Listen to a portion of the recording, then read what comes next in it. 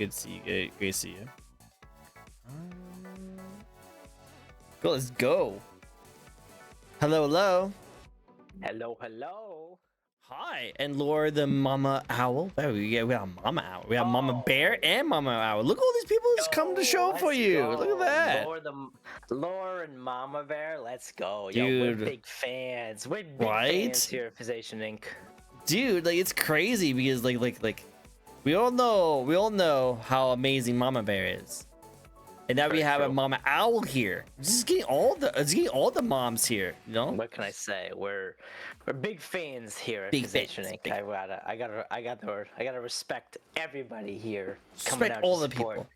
We appreciating, we're loving all the attention, all the amazing people. Dare I say we stand? We stand. That's a big word. I don't know if I can use that word here. Use it. Stand. We must. Oh, you know what? We stand. We're big fans here. We're big fans. All the big fans. We all love the mamas. They all love the mom. Mama's the best. Love them all. Very true. I do feel bad for Lucy and Mama Bear though, because you guys are dealing with some no services. You're driving on the road kind of service, but hey, please be safe. Please be safe. That's very true. Please be safe. Make sure to, keep your eyes on the road, Mama Bear. Eyes on the road, Lucy. Don't use your data cap or something. Unless you have unlimited data, that's different. Then go ham. Yeah, I am not an unlimited data recipient myself personally, but I used to not be. I used to have it back in my day, showing how old I am. Yeah, same. I used to just have 2 gigs, and I was like, oh cool, that's all I need, just 2 gigs. I'm totally fine. I used to have 1 gigabyte from AT&T. That was my I remember when my first phone. This is gonna date me a little bit. Shout out to the Pantech Matrix. I don't know if anybody in chat remembers that. It was a flip up and to the side, so it was a full keyboard and a full it's a slider phone. It's a slider phone.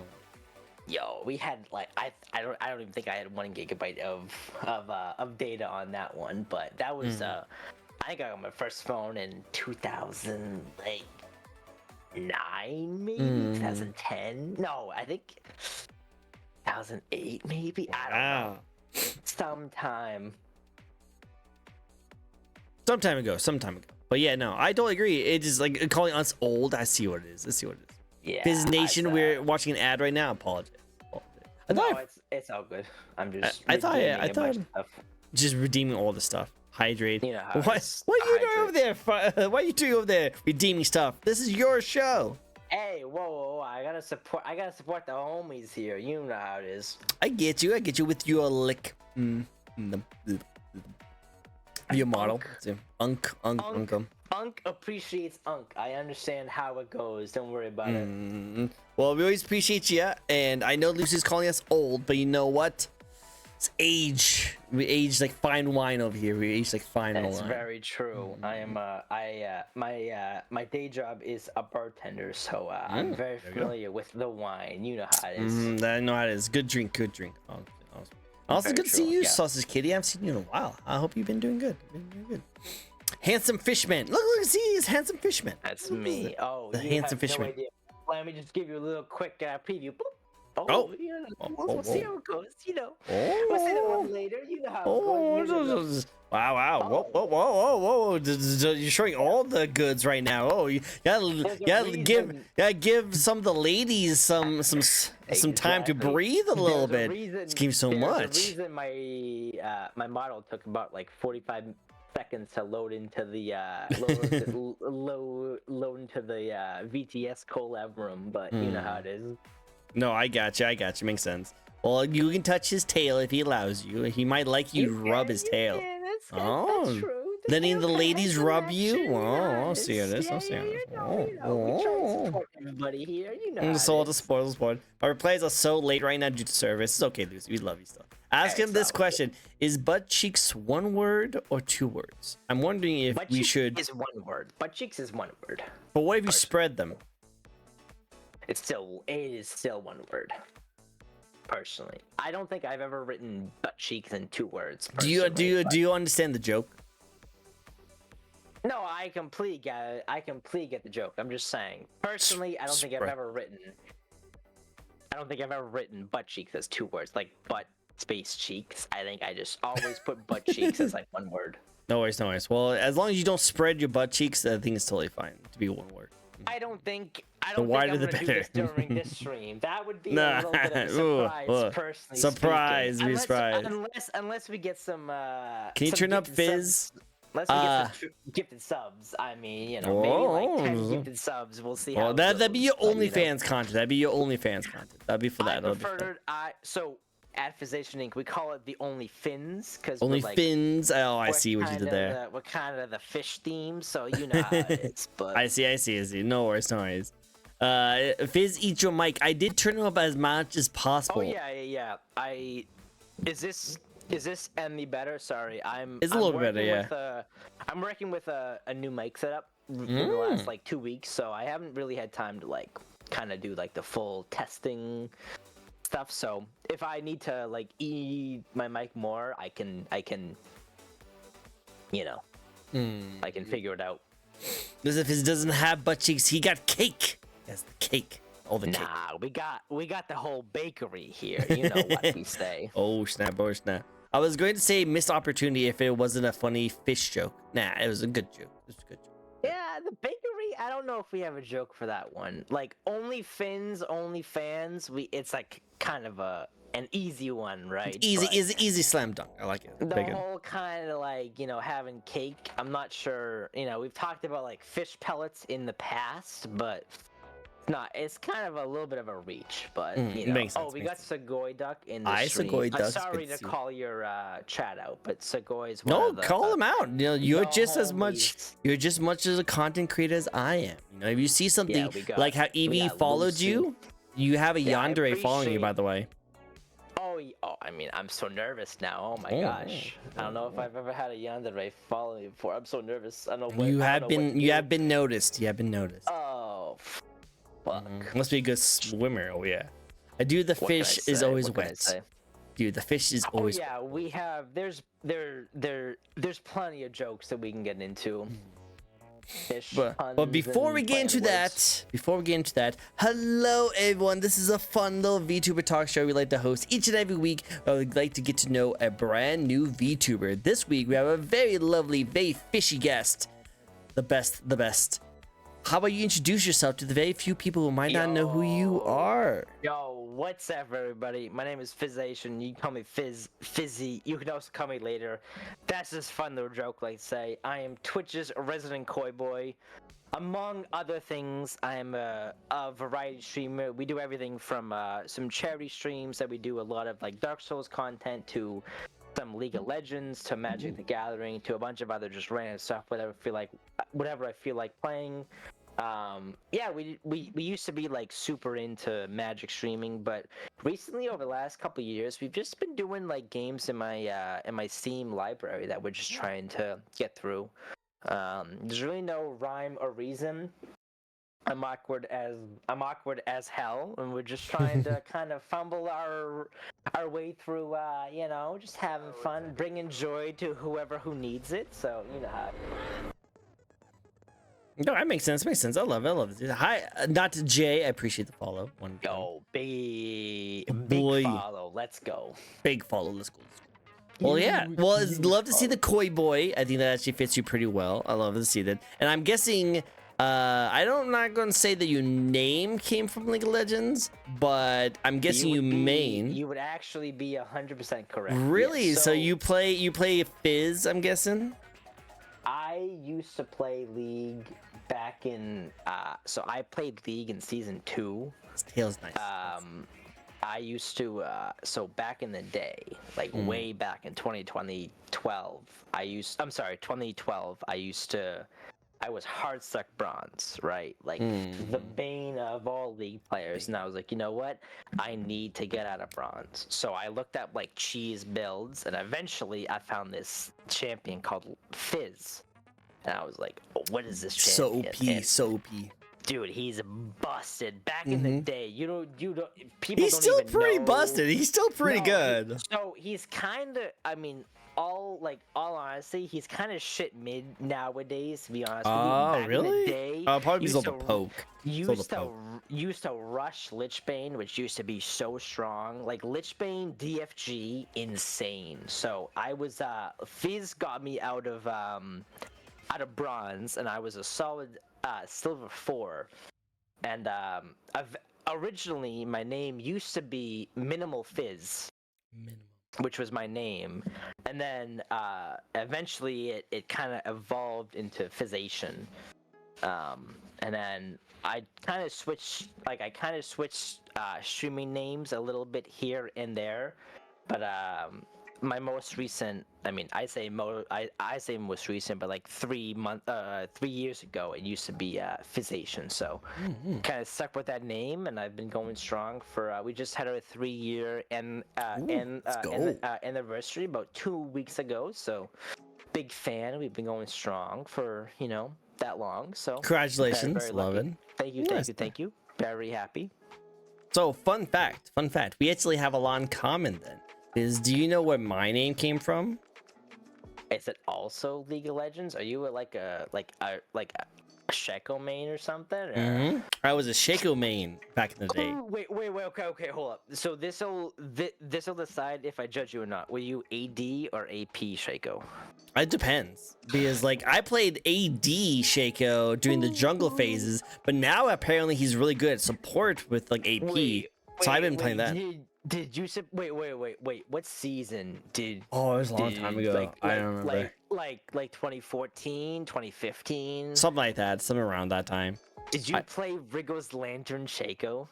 I think so. Yeah, that was fun. It was a good time. A rough one, like Wriggle's Lantern into like Static Shiv into like IE. Oh man, the good old days. The good old days. You just teleported to just one shot people from behind. You just Q, you blink, you're invisible for like a second, and then you get your passive to like one shot. In the back. Oh my god, the good old days. The good old days. He's so great. I love him to death. I still love him. I don't play it as often.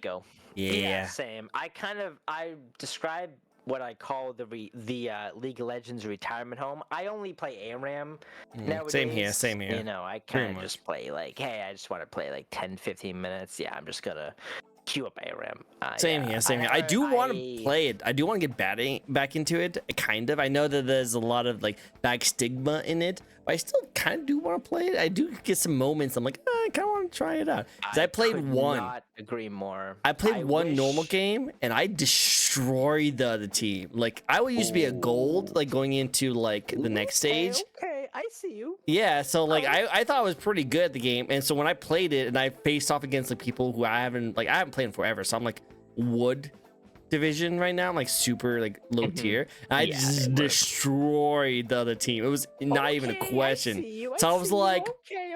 Like I kind of want to play again, you know? Because it sounds like it'd be kind of easy to play. It's like the siren's call of Summer's Rift. You're just like, oh, I can't say a lot. Yeah, no, I completely agree. I mean, some of my most like fond gaming memories was playing like a 5-stack Summer's Rift, and we would just go the most like insane team comps. We'd go like, Gangplank. Like I had a friend that was like a Gangplank main, so he would go like mid top.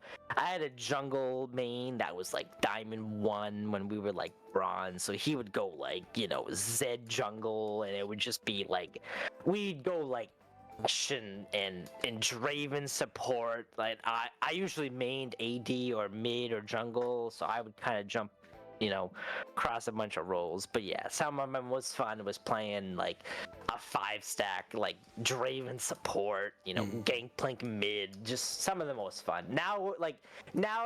Nowadays I only play ARAM just because it's kind of chill, and my hands aren't quite what they used to be, being a little bit of an old man that I am nowadays. But something about that, that Summer's Rift full stack kind of still beckons me to this day. So I definitely hope to.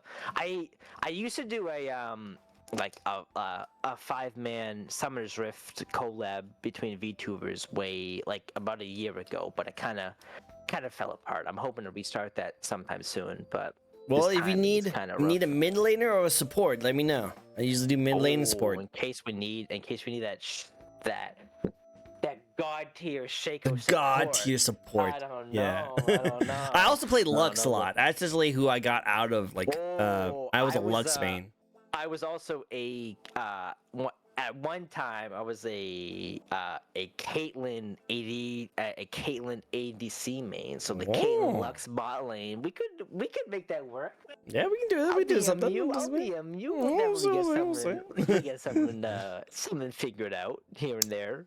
But enough of League of Legends talks. Let's talk more about you and your awesomeness. Of course. For those who have never come to one of my shows before, this is a fun little talk show where we'll be asking 15 questions to a lovely guest here, beginning to like how they first got started, some fun facts about them, some upcoming events, and their design and model. Sit back, relax, make sure you have your gamer juice as you're trying to boot up a next League of Legends game, and relax. Preach. Enjoy your Preach. Preach. Well, we do have 2 spins. We have Soul, who's an awesome person, actually over here. He's going to be doing some couple spins for you. So, are you ready to start the interview out with 2 spins? Let's go. Let's see where this wheel Let's go. lands, Let's go. shall we? Let's see. Yeah, I love how you say you're old, but you're probably like 20 something. You're probably not that old, actually.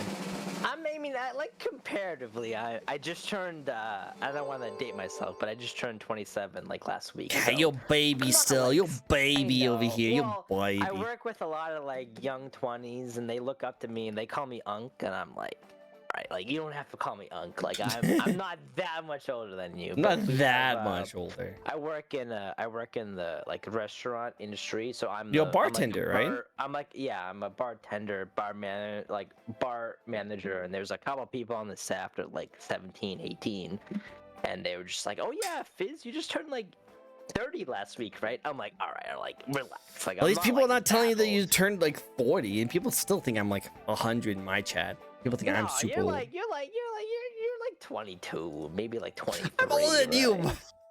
boy. You're like 24, Boy. 25. I you're like appreciate the 23. I appreciate the compliment. 100%. That's when you know like you're like an unk is you're trying to like help and like another unk out. You're like, Yeah, I'm trying to help we're not, unk out. like, we're not like old. Like I'm Whoa. 22, you're like 23. All right, it's perfect. Yeah, It's we're barely crossing the age. You know, we just allowed to drink just Exactly. recently. You know, that's how it is. Whoa, yeah, drinking? I don't know what that is. That's Whoa. crazy. That's crazy. Well, here, first question for you. What kind of music do you like? Oh, what kind of music do I like? That's a good question. I have a relatively like open like range of music. The only thing I don't listen to honestly is country, and I hate to say it. Not to disrespect country as like a whole. I just don't like the music if I'm being honest with you. So recently, I mean, I say recently, the last like 20 something years of my life, I've been big into rap. I remember when I was like maybe 5 or 6 years old. I have an older brother who's 4 years my senior, and I have a cousin, specifically an older cousin who's like 10 years older than me. So I remember listening to like the Slim Shady EP that was released in like 1999 when I was like 4 years old, and I didn't know like any lyrics. Like I didn't know what any words that Eminem was talking about. And I was listening to that at like 4 years old, and I was listening to like Real Slim Shady, you know, Without Me, like, you know, all of these songs that like you don't, you know, obviously if you're much younger. So that kind of like, you know, shaped what I listened to way younger. But basically my whole like for half my life it was like Eminem and Blink 182. So being the younger sibling of my brother and my older cousin, I was very like impressionable. When we ended up seeing Blink 182 at the Warped Tour of, I think it was 2005, 2006. So that was like a core memory to me. So I say nowadays it's definitely still like hip hop, you know, rap. Obviously Kendrick, obviously some Kanye. Not so much recently, but there's also that like, you know, that like punk, you know, the Ramones, Blink 182. Yeah, the unk kind of music, right? Makes sense. I mean, I mean, again, I'll listen to basically. I mean, that being said, I have like a K-pop playlist. I have a Doja Cat playlist. I have a Sabrina Carpenter playlist. So there's really like not like a single genre of music I listen to. I guess you could sum it up as like, quote unquote pop, but like someone could play a song by some artist in the last like year or two, and I would have no idea what it is. I don't listen to the radio. I don't listen to, super pop music. I just kind of pick up some music that I listen to or hear of, here or there. But I guess to sum up the question, I would say definitely it's like hip hop or rap in the last like couple years with some pop focus on like K-pop, Sabrina Carpenter, obviously my girl Chapel Rowan's, shout out, or maybe some like Glass Animals, maybe some I'm a big Glass Animals Milky Chance fan, I would say, as well. So kind of that like alt rock, alt J, obviously I'm a big fan of. There's a lot of music. This is very good. Very good. I love all of that. Cool. I might have to go check that out. I might go check that out. Well, we do have another spin for you. Soul does have another spin. Of course. Evie has her eyes on you and wants to do another spin for you, but we'll have to hold hers off for a second. All right. So for you, sir, do you have an unknown talent that not many people know about? An unknown talent. I don't know if making alcoholic beverages is an unknown talent. Yeah, it could be. That's a good question. An unknown talent. That's a good question. I don't know if I have like a niche talent. Do you like sing? Do you like make food? Do you have a instrument? My voice is whenever I sing, I'm pretty sure birds drop dead from the sky. I can't draw for the life of me. I can't play any instruments. I think the closest I have to something productive to society is I'm like a decent cook. I couldn't work in like a kitchen per se, but I can survive. I would say. There we go. I think my claim to fame currently is like bartending, obviously. So I've been a bartender for almost a year at this point, so I could make some drinks, and not to say it's anywhere near kind of the same as cooking a meal or cooking in like a kitchen, but it's it's kind of cool. It's chemistry. It's maybe a form of art. You know how it is. Yeah, that sounds cool. I like that. Okay, that's cool. I'd say my most niche talent. Let's see if I can come up with something real quick. Niche talent. I mean, I'm my day job is I'm like a programmer, I guess. Oh, so I guess okay. like I'll throw like game design maybe. That's cool. That's cool. I went to school for game design, so I used to make my own games in like college and a little bit after. I worked for like a couple like indie projects here and there. I mean, not like nothing big, but I've always been inspired by like Hollow Knight. Is a big inspiration for me. I absolutely love that game and think it's one of the honestly one of the best games in the last 15, 10, 20 years. So you're probably excited for Silk Song coming out this year, right? Well, I'm not excited to buy the Switch 2 just for that game, but yeah, no, I've been looking forward to I'm pretty sure it'll come out on other platforms. They didn't say it was exclusive. They didn't say it was exclusive. Well, not like not like the From Software whatever which in my opinion I'm pretty I'm gonna guess that it's gonna come on to other consoles. I think so eventually. So I'm not really holding my breath. I know Mario games is gonna go on to any of those things, but I'm pretty positive, I'm pretty sure a lot of those other third-party games are going to go on to other platforms. I think it'd be fun. Yeah, I think so too. I think well, it depends how big Sony is involved in it, right? Well, But, yeah, I Sony think, pretty much owns From Software. Like they didn't buy them, but they have so much kinda stakes in do. there. So I'm They pretty sure kinda own Sony them. would. Yeah, so Sony probably would be like, cool. How well is that one doing on Nintendo product? Oh, Oh, let's sell that. awesome. Let's get on our Well, you platform. would think so, but at the same time, I've been waiting for Bloodborne 2 for about 10 years. So hopefully Sony comes to their senses and makes a proper sequel, or makes Bloodborne available on PC or Xbox. That would be pretty cool. That'd be but, pretty cool. That'd be cool. That's above my pay grade a little bit. Above your pay silly grade. fish on. I'm just a little silly fish on the internet. So Well, no worries, no worries. Well, let's get into one of my questions before we get to Evie's questions. And Evie, you can observe his adorable fish ears while you do this. Are we ready for the first question of mine? Let's go. Cool. I So- was born ready.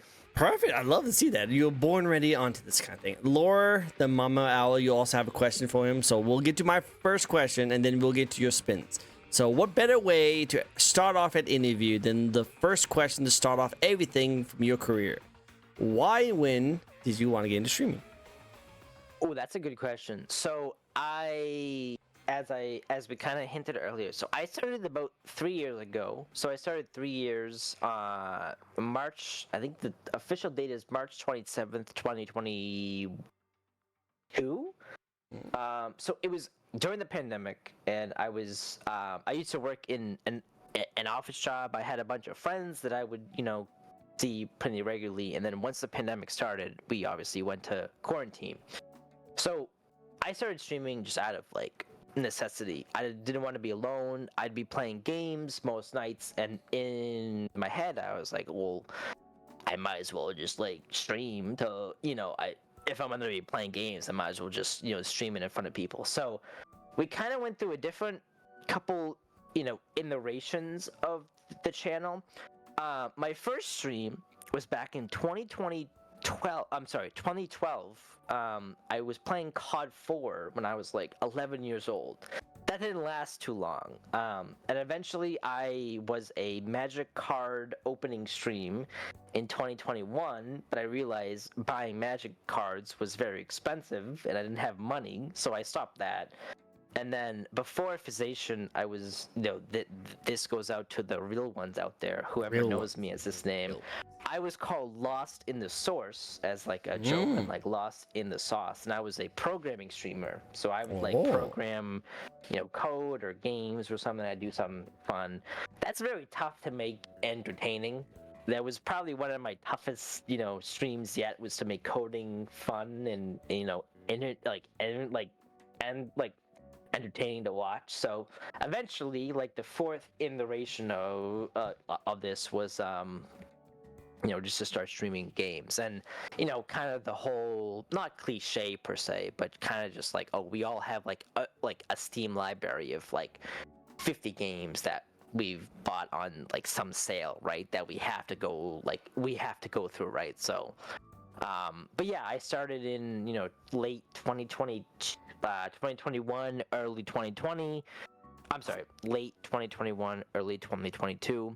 And really my rationale for it was well, if I want to be playing games alone in quarantine, I lived alone. My apartment was a 1-bedroom.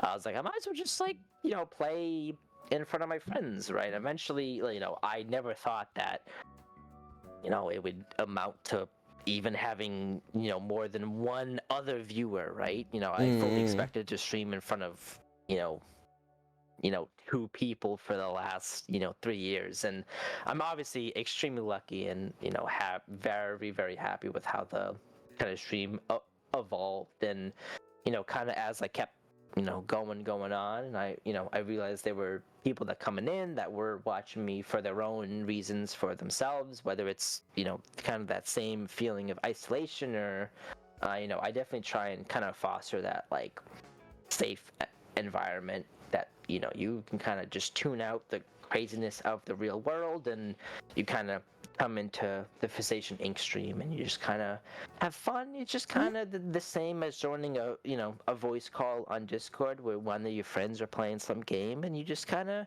shoot the shit with them. That's been my Yeah. whole MO. I don't have anything like people come like I have friends that are so more well put together or like have an idea of what they're doing or what they're all about. Honestly, I'm put together with like scotch tape and like glue sticks. You're I just chilling. You're vibing. exactly. Like I have it. Like, if you think I have any idea what I'm doing, I promise you, you are assuming way more than what you need. Like, No what you need to worries. do. Like I said, you don't need like if you're just having fun and you don't really care too much about the Yeah. growth aspect. You just just have fun, enjoy yourself. You That's don't what need this is to. all You about. don't need to worry about it. You don't need to worry 100%. about it. And 100%. another thing that I've also really wanted to do is focus on some like charity streams too. So we have a couple like yearly charity streams that we plan, or like every like twice a year we have some like St. Jude's or some other charity streams too. So that was another thing too when I started to. No, I don't want to say traction, but kind of get some more people that were involved. We we kind of I guess just to sum it up, we just want to bring joy to whoever needs it, whether that's someone who is supported by St. Jude's or somebody who just tunes in for the first time that may be going through a dark time, right? Like I can only do so much, and I hope that me streaming brings so many people, so even a little, like the littlest amount of joy, or the littlest amount of enjoyment, for lack of a better term. But yeah, we originally started streaming out of the pandemic just because of isolation, and a lot of people at that time were kind of feeling that. So I kind of wanted to focus on that, and then obviously as the pandemic kind of lifted and some other stuff, we kind of transitioned to whoever just needs, just a little bit of a break from the crazy world that we live in. Little bit. Okay, makes sense. Makes Yeah. sense. Nothing wrong with that. Nothing wrong with that. Well, let's get to our next spin then. Let's get to the next spin, which is gonna be Big spin, Eevee's big spin. spin, big spin. Eevee spin. Oh, dude. Oh, Eevee. Let's Eevee. Let's go. Big spin.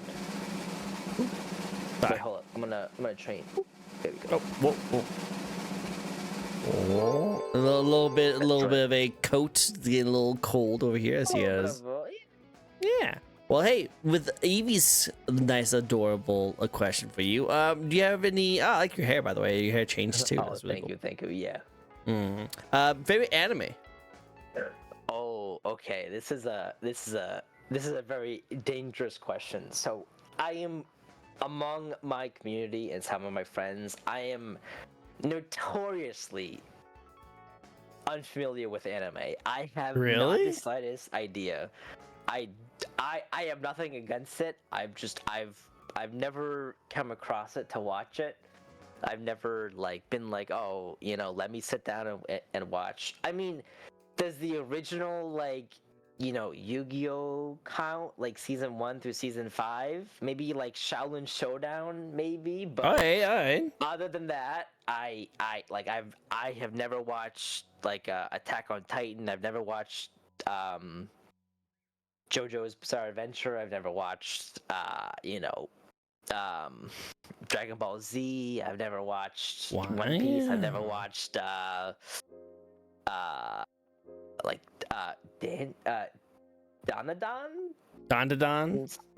I've never watched that. I've never watched Spy X Family.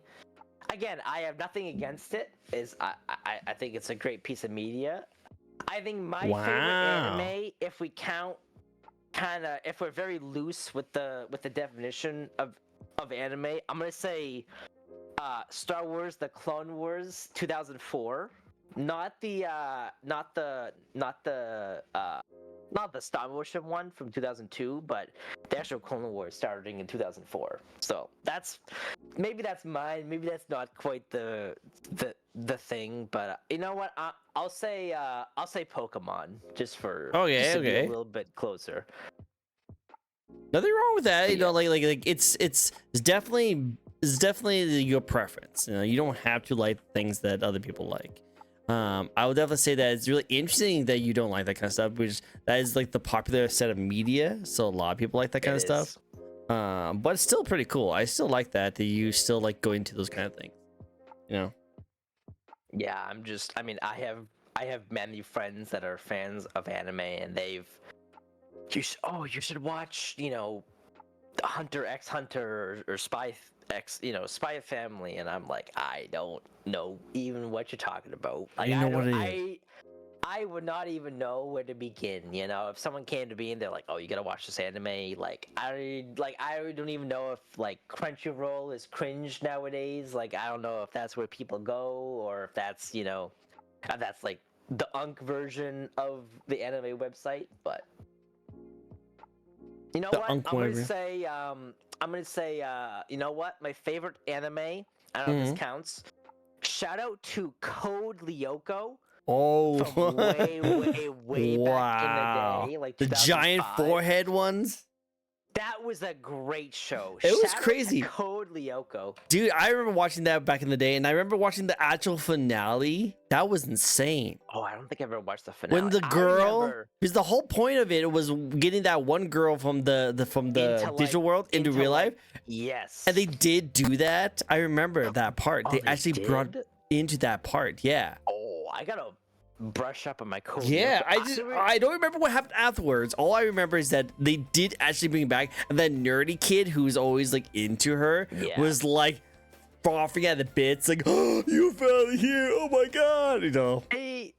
There was a particular Code Lyoko episode, and this goes to the real ones in chat. I believe it was the girl, like the girl that was technically like from the digital world. Yeah, the pink hair girl. Kid, they were in the ambulance, and they drove off the bridge into the water, and they were sinking, and they were drowning in the ambulance, and the three like main kids needed to get to the tower and save the game before they drowned.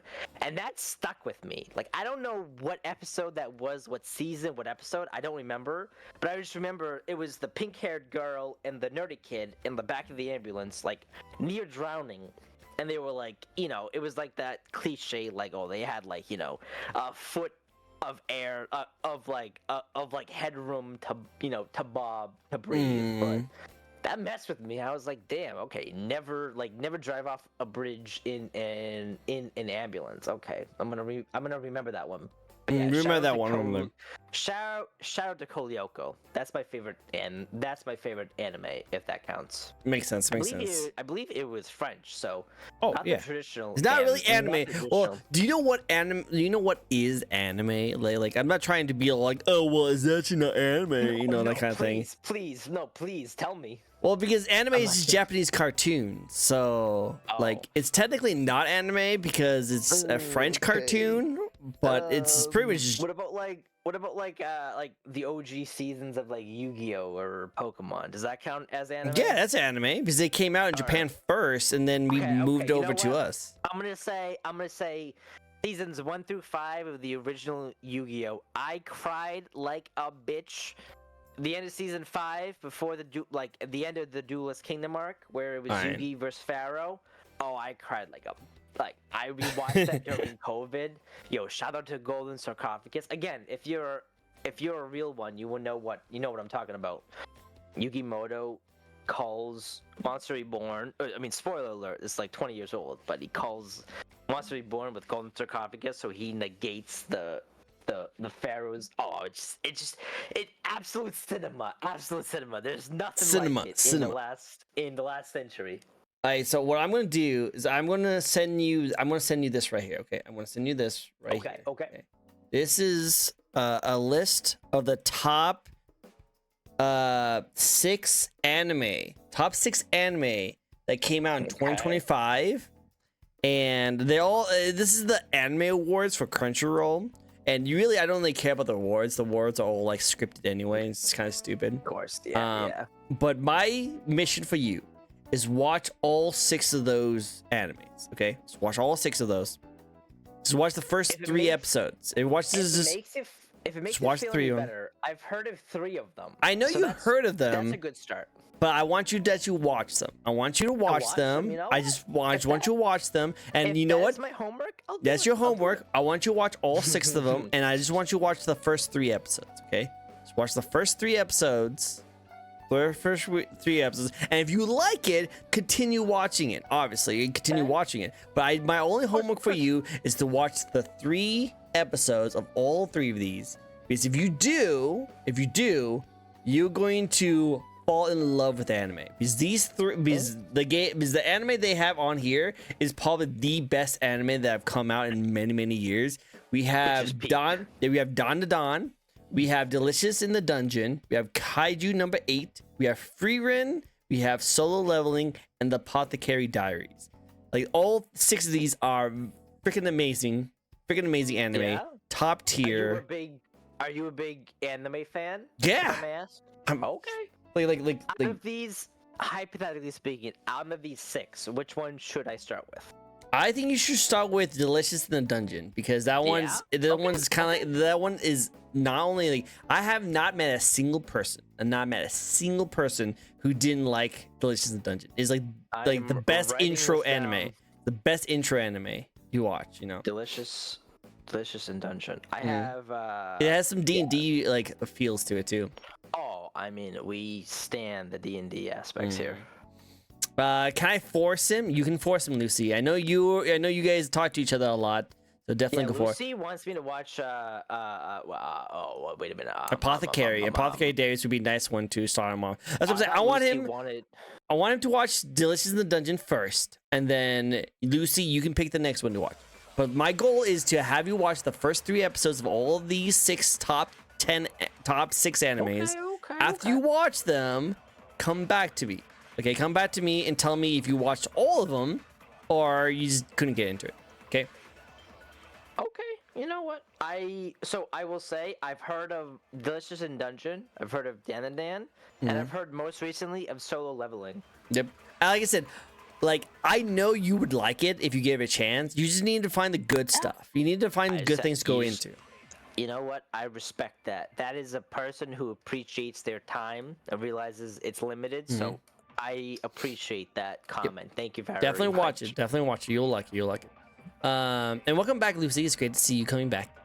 Sebastian is so gorgeous and hot. Yeah, Evie, you would like Black Butler. You would like Black Butler. Yeah, Black Butler. Blah, I can't talk. But yeah, no. Yeah, definitely recommend checking out that. Highly recommended. The high school club one. Yeah. No. What? No. Lucy's been talking to me about like, oh yeah. Orange Horse Club. No, don't watch that one. Like, don't get me wrong, it's a great anime, freaking amazing. But that's not a good anime to like watch when you first got it. Like Lucy. I'm just saying, Lucy, it's a great anime, amazing, nothing wrong with it. But don't make someone watch that if they don't like anime yet. That's not what you make them watch. You give them the best of the best, the top 10 like amazing most watched anime, and then you weed them down to the other basic stuff. You know, that's what it is. Do you know what that man likes? No, I can tell. I've seen some of his Twitter. He would be down for Orange Heist Club. But because of how old it is, Twitter. That's whoa. What do you mean old? Hey, I'm just saying. I'm not an unk. I don't know what you're talking about. Dude, I literally see you says your first thing you see when you look at your Twitter is literally comfy koi fish spirit femboy. Oh, allegedly speaking. Yeah. And you even have a not safe from work like title on yours. Like obviously, Orange Heist Club would be perfect for you. And also Evie, this is actually probably the best person to watch, by the way, because Evie likes that kind of stuff. But let's go. So Evie, come there you go. To Physation Inc. sometime. I mean, whenever Trickle is not streaming, you obviously got to support the main TTV, but. But I'm just saying is like, yeah, Orange Heist Club would be really cool for you, but I highly recommend checking out just those 6 first. You know and what? if those 6 animes don't grip you in the first 3 episodes and make you want to watch all of them, then not a single anime in the world will get you into it. We are just cursed. Yeah, you just do not like anime. You just do not like the medium. That's why I'm saying these 6, I'm pretty sure you will like anime. And then there's more other stuff I can recommend you, and I'll definitely recommend you a lot more. No, 100%. I just took a screen cap of the first 6, so in case that's all you need to do. Just look it up. Now, obviously, you have to buy like Crunchyroll and Netflix to watch most of that stuff. But yeah, of course, I am an avid follower of the rules. So you know. Yeah, the pirate stuff. Oh yeah, never selling, never selling. Whoa! I don't know what you're talking about. I would never. I am a law-abiding citizen. You're trying to make him watch Dandadan when the first scene is interesting. Again, the 3-episode rule. That's the anime code. The anime code is the 3-episode rule. I've heard If you can't get past the Dandadan 3 is kinda episodes, nuts. it gets pretty nuts. The first episode is pretty nuts, but I think it gets really good after the 3rd episode. So I'm saying is that's why they call it the 3-episode rule. And actually, not only that, that's just like an anime code where like everyone says you should just give a anime a shot and give at least 3 episodes.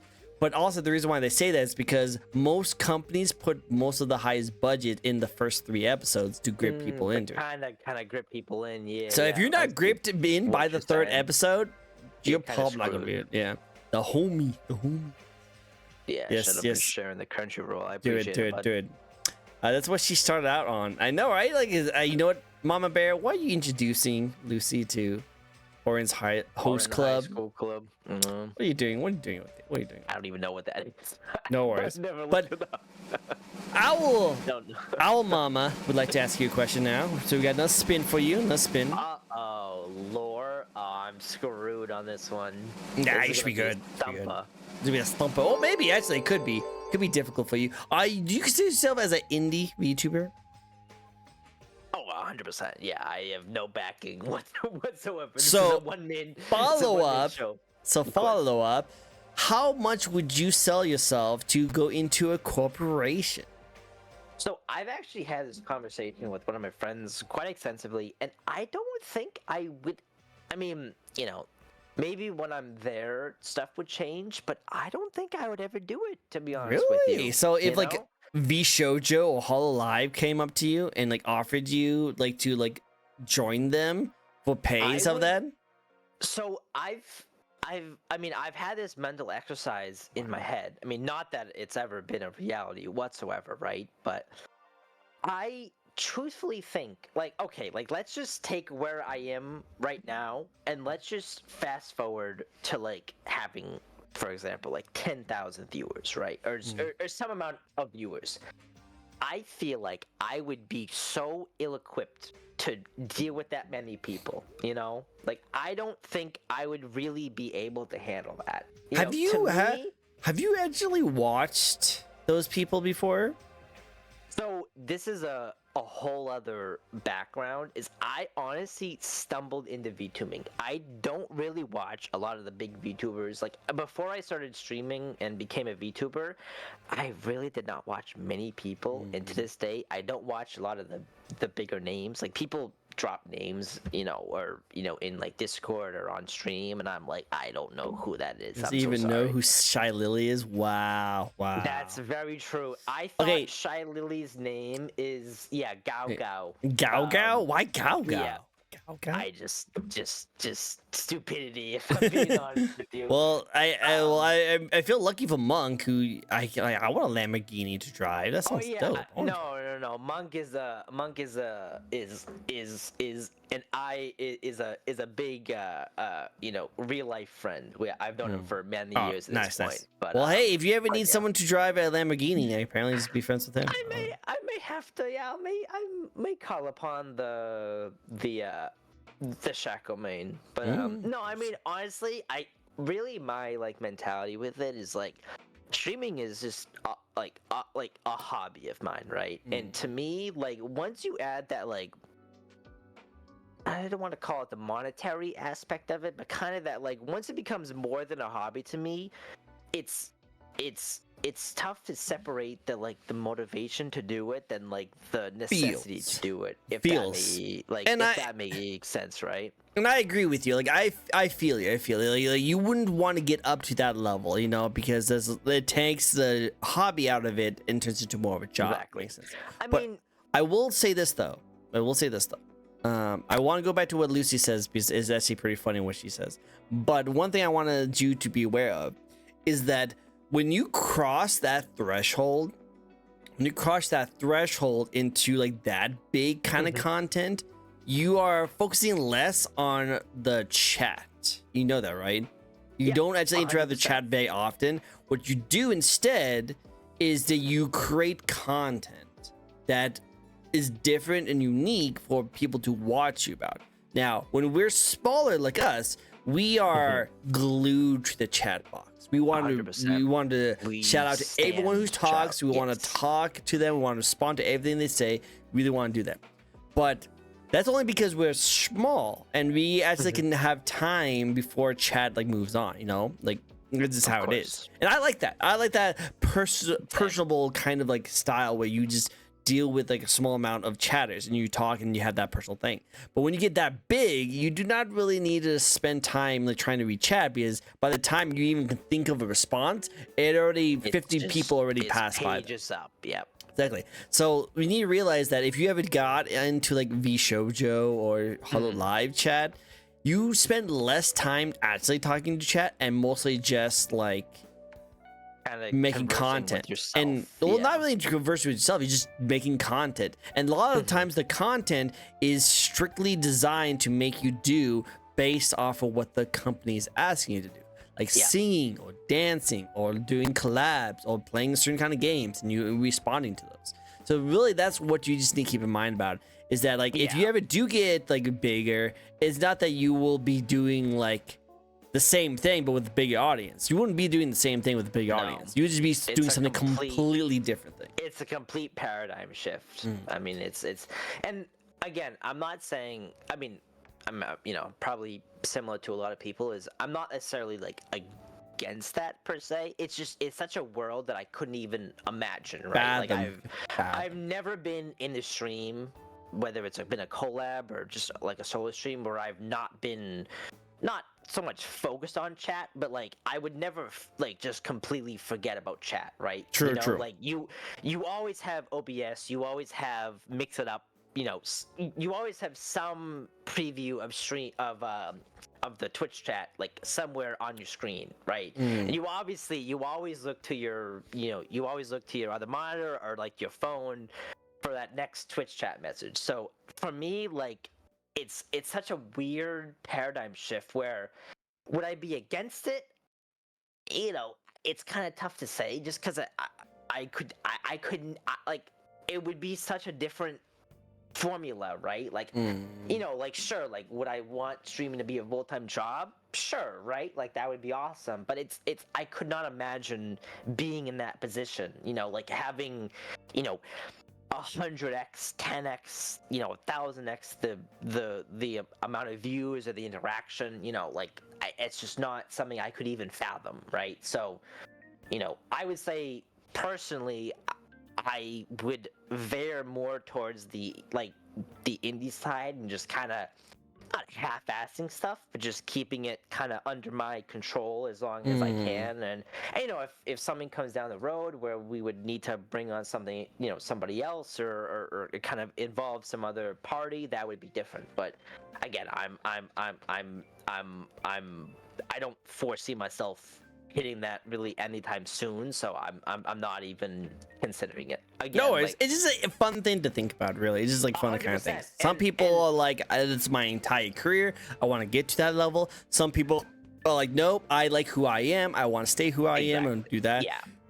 And some people like you who just like, no, I just want to see it as a hobby and I don't really want to get that big. Yeah, like some people ask me like, what are my goals? I'm like, bro, I don't know. This is going to be a goal in later down line. I'm just here to have fun, Yeah, it's good to have fun. There's nothing wrong with that. Nothing wrong with that. If I can bring that awkward humor to other people in my stream, or I maybe pop off on like one Valorant match where I go, I get an ace that immediately go like 0-7 the next 10 rounds, but don't let him fool you. Oh, I have to think about that. That's true. Yeah, I don't want to mention that. But also, can we talk about that a little bit? Your chat. Let's talk about your chat a little bit, because really, dude, really, you don't know what Womp Womp is. You don't know what the iconic Womp Womp.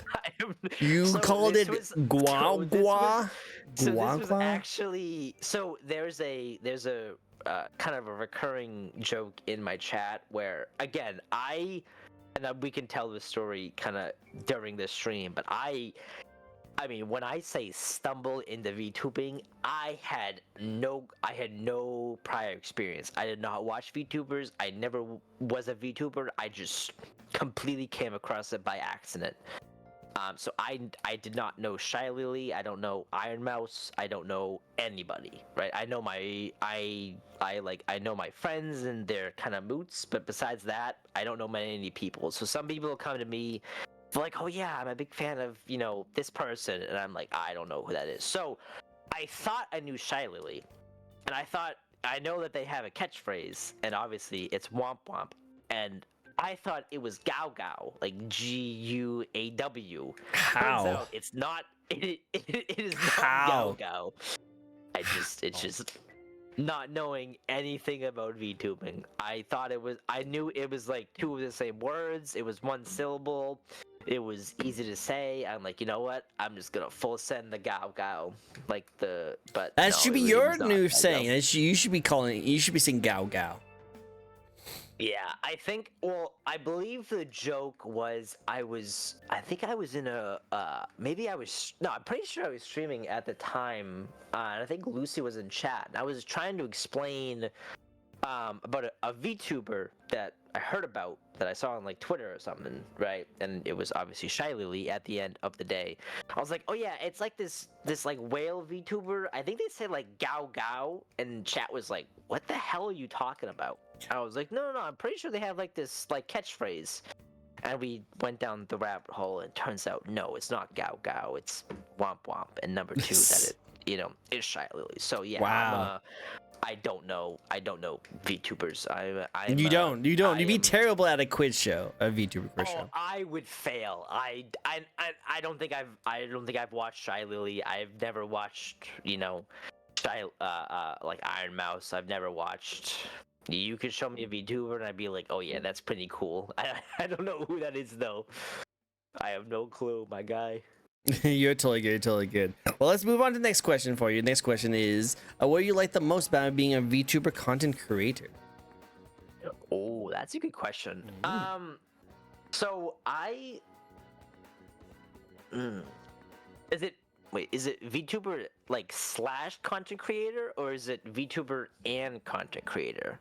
So, I guess is what I should ask.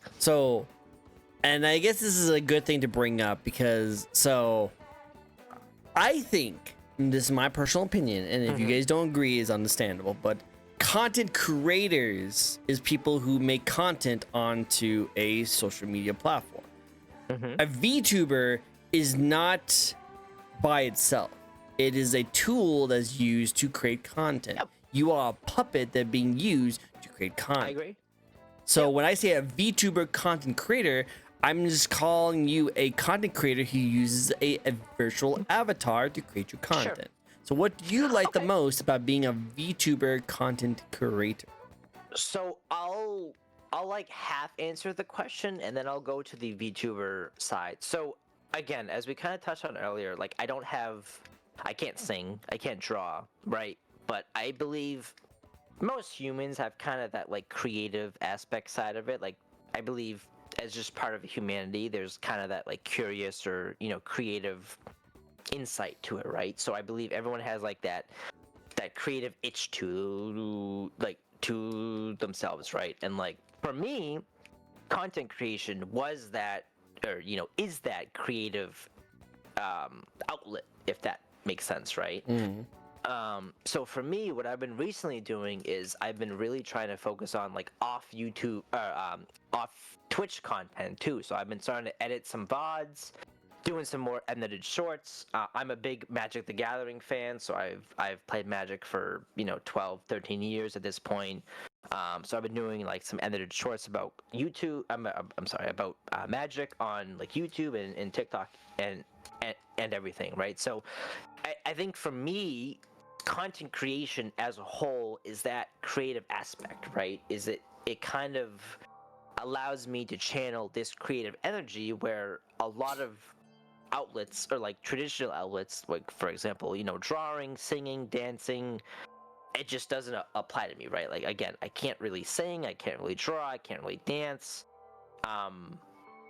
and I think being able to express myself through the content that I produce is very fitting, right?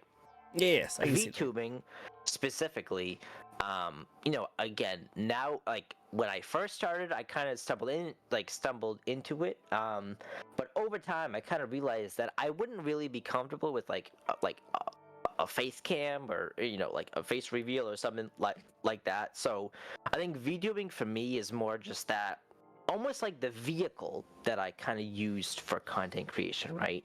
Like it's not necessarily married to the type of content that I do, but it's just kind of that vehicle that helps me kind of create that content, whether it be streaming, whether it be YouTube videos, whether it be shorts, TikTok, whatever it may be.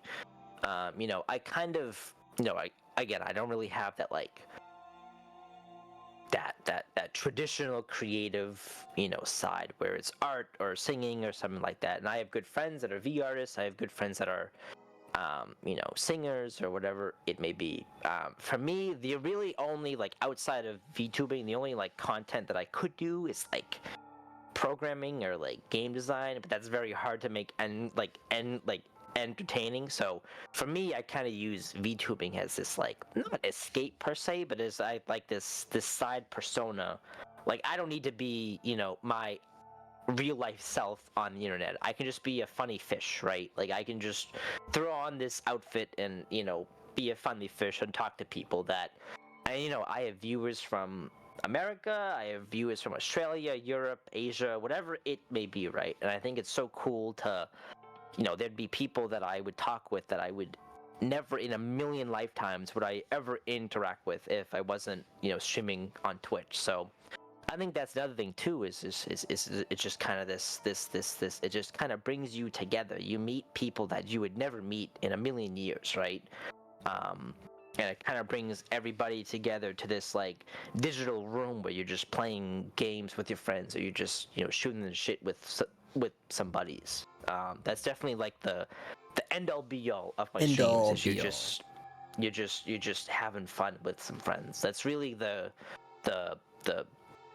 like the end all be all of my streams, is you're just, you know, harkening back to those days where you're playing until like, you know, 4 a.m. with some buddies on Discord, or you're playing League, or you're playing Destiny, or you're playing whatever it may be, right? And we all have memories of playing, you know, games when we're younger, or whatever good times, it may be. Yeah, that's exactly. Oh, yo, thank you, Mama Bear. Gave the nice gifted sub to Lucy, who deserves it. 100%. Shout out to Mama Bear, big fan.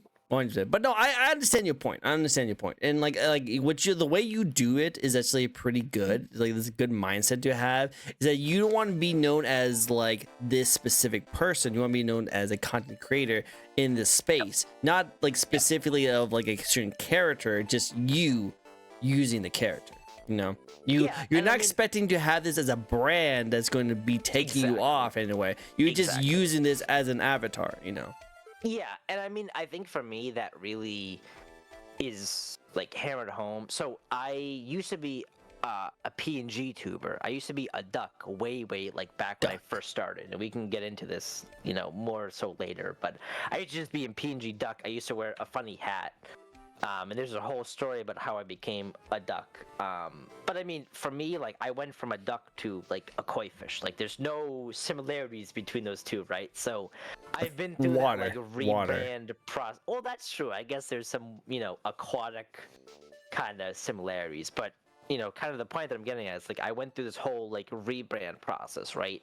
And there was no similarities of the channel beforehand and after, except me as the person playing this persona. So you know, I don't really see, you know, necessarily Fizz as like myself per se, but he's definitely an extension of myself, right? So I don't know, you know, again, at the end of the day, I'm just playing it by ear. Like, there's no grand scheme, there's no just, you know, I'm just playing it by ear. Whatever I think is fun, or whatever I think can bring joy to people, that's just what we're gonna do, right? And we'll go as long as we can, and we'll do as much as we can, but you know how it is. Yeah, I know how it is. And Young, it's great to see you. I'm glad that you finally got time to actually come by and say hi. I appreciate seeing you. It's amazing. I love Young. Young's an amazing supporter. Love all the things they do. Very good, very good. Cool. Well, hey, we got another spin for you, so let's get another spin and get you Come on, I all think this going, is get you on from your way. Lore, right? Yeah, Laura wants to ask you another question. You're just getting all the ladies checking you out, all the mamas, all the mamas, Shout out all to the Lore. all the cougars are checking you out. I'm so nervous. Oh my gosh, that's so crazy. Well, this fits you very well, and sounds like you are very interested in controversial takes. So, is a taco? Oh boy. So I just had a taco earlier this afternoon, and you know what? You guys may hate me for this. I'm just gonna say it. I believe taco is a sandwich. Wow, I'm gonna really? fight people on that. Really? Why you say that? Why you say that? Well, okay. Like when you think about a sandwich, it's like okay, it's like some food between pieces of bread of some sort, right? Like it's a very loose definition, right? Is a hot dog a sandwich? I mean, that's a little bit more of like a hot take. I would say a hot dog is a sandwich. It's a very loose definition of a sandwich, but for me, like I think of protein or some veggies or whatever in between pieces of bread or some amount of. Is a bread, burrito right? a sandwich? I would say burrito is like as close to the line of not being a sandwich as possible, but it's still a sandwich. Well, bread bowl. I would. Is the protein is the bowl a piece of like the pick apart bread? Yeah. Or is it like 100%?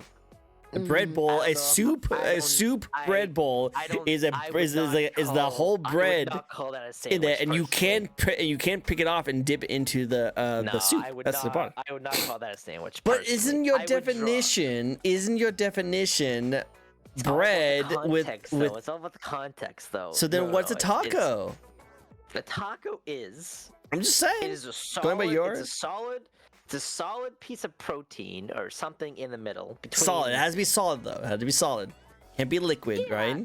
Like I wouldn't if you just drop like some like carne asada juice in between like a tortilla. Like I don't know if I call that like a sandwich, right? That'd just be like a piece of bread, right? But if you have fish, Mama Bear's mad at you. Or something. Mama Bear's mad at you right now. Well, Mama Bear, you know what? Disagreements make the world go round. Like I don't have to. Yeah, I don't have to partake in any person's.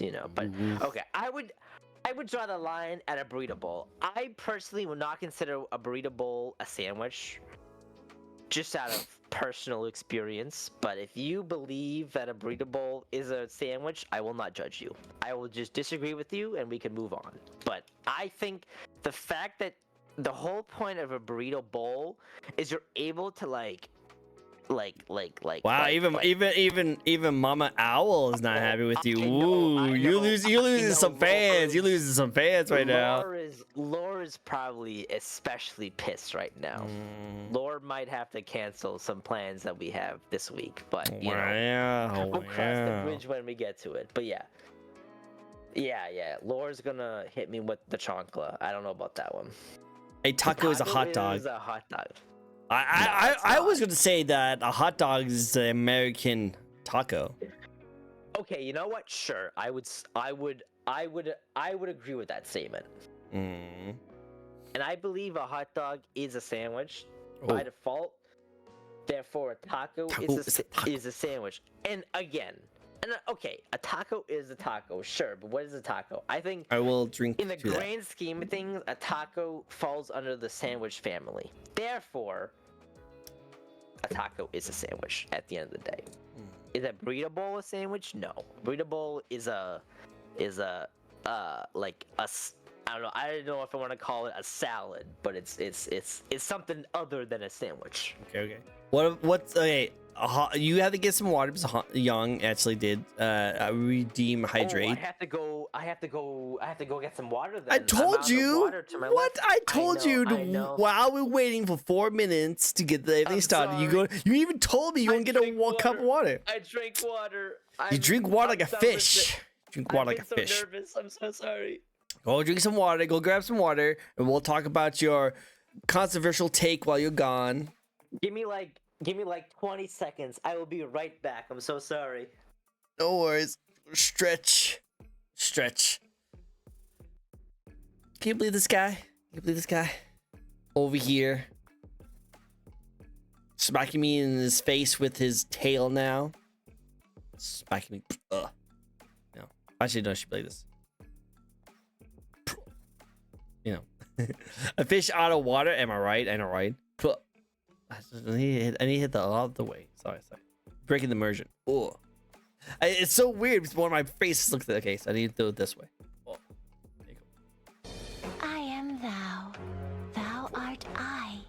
Just keep smacking me in his face. But anyway, thank you for the sub, Mama Bear. You're amazing as always, But yeah, no, freaking. So I don't really have a say in this. Like I have had a lot of people. Oh, thank you again, Mama Bear. You're amazing as always. You have to draw a line in the sand somewhere. Well, I know. So okay. But the question on me. You want to hear my response? Thou art I. A taco. Thou hast acquired. It's a freaking taco. Okay, And it's delicious. And it's delicious. No, it does help. Because it's delicious. And it's food. Not like eating food. So it doesn't matter what it is. I just love eating it. I asked that question. I asked this question because I know a lot of people just has hot takes on it. So I love asking it. But my hot take is just that as long as it's delicious food, then I'm going to like it. So that's fine by me. So you think a taco is in its own like realm? Like nothing can be a taco except a taco. No, it's just other levels of taco. You know, like a hot dog is an American taco. You know, and then like, sure. I think when it gets really hazy, it's when you think of a hoagie. You know what a hoagie is, right? Oh, I don't even want to think about that. Yeah. Yeah, hoagies are just like sandwiches, but they don't cut that little part, so you eat it kind of like a hot dog. So technically, even though it's a sandwich, it's technically also a hot dog, which also technically is a taco. So it's like the confusion like that. But just curious, I gotta ask. So you would consider a hot dog not a sandwich? No, I wouldn't. I wouldn't consider. I think a hot dog is a hot dog. I think a hot dog is a hot dog. You know. Do y'all consider water wet? Well, technically, water is not wet because water is the thing. It makes other things wet. It makes other things wet. That is so true. Yeah, so wet is a state of being. So if you exist in an environment where everything is wet, guess what? You are not wet. Wet requires. I've had this conversation at length with people. If you are in an environment where everything is wet, there is nothing to differentiate wet versus non-wet. Therefore, you are not wet. Wet is a state of being. So. Water is technically not wet. Reach. You know what? I will fight to the death on you for that one.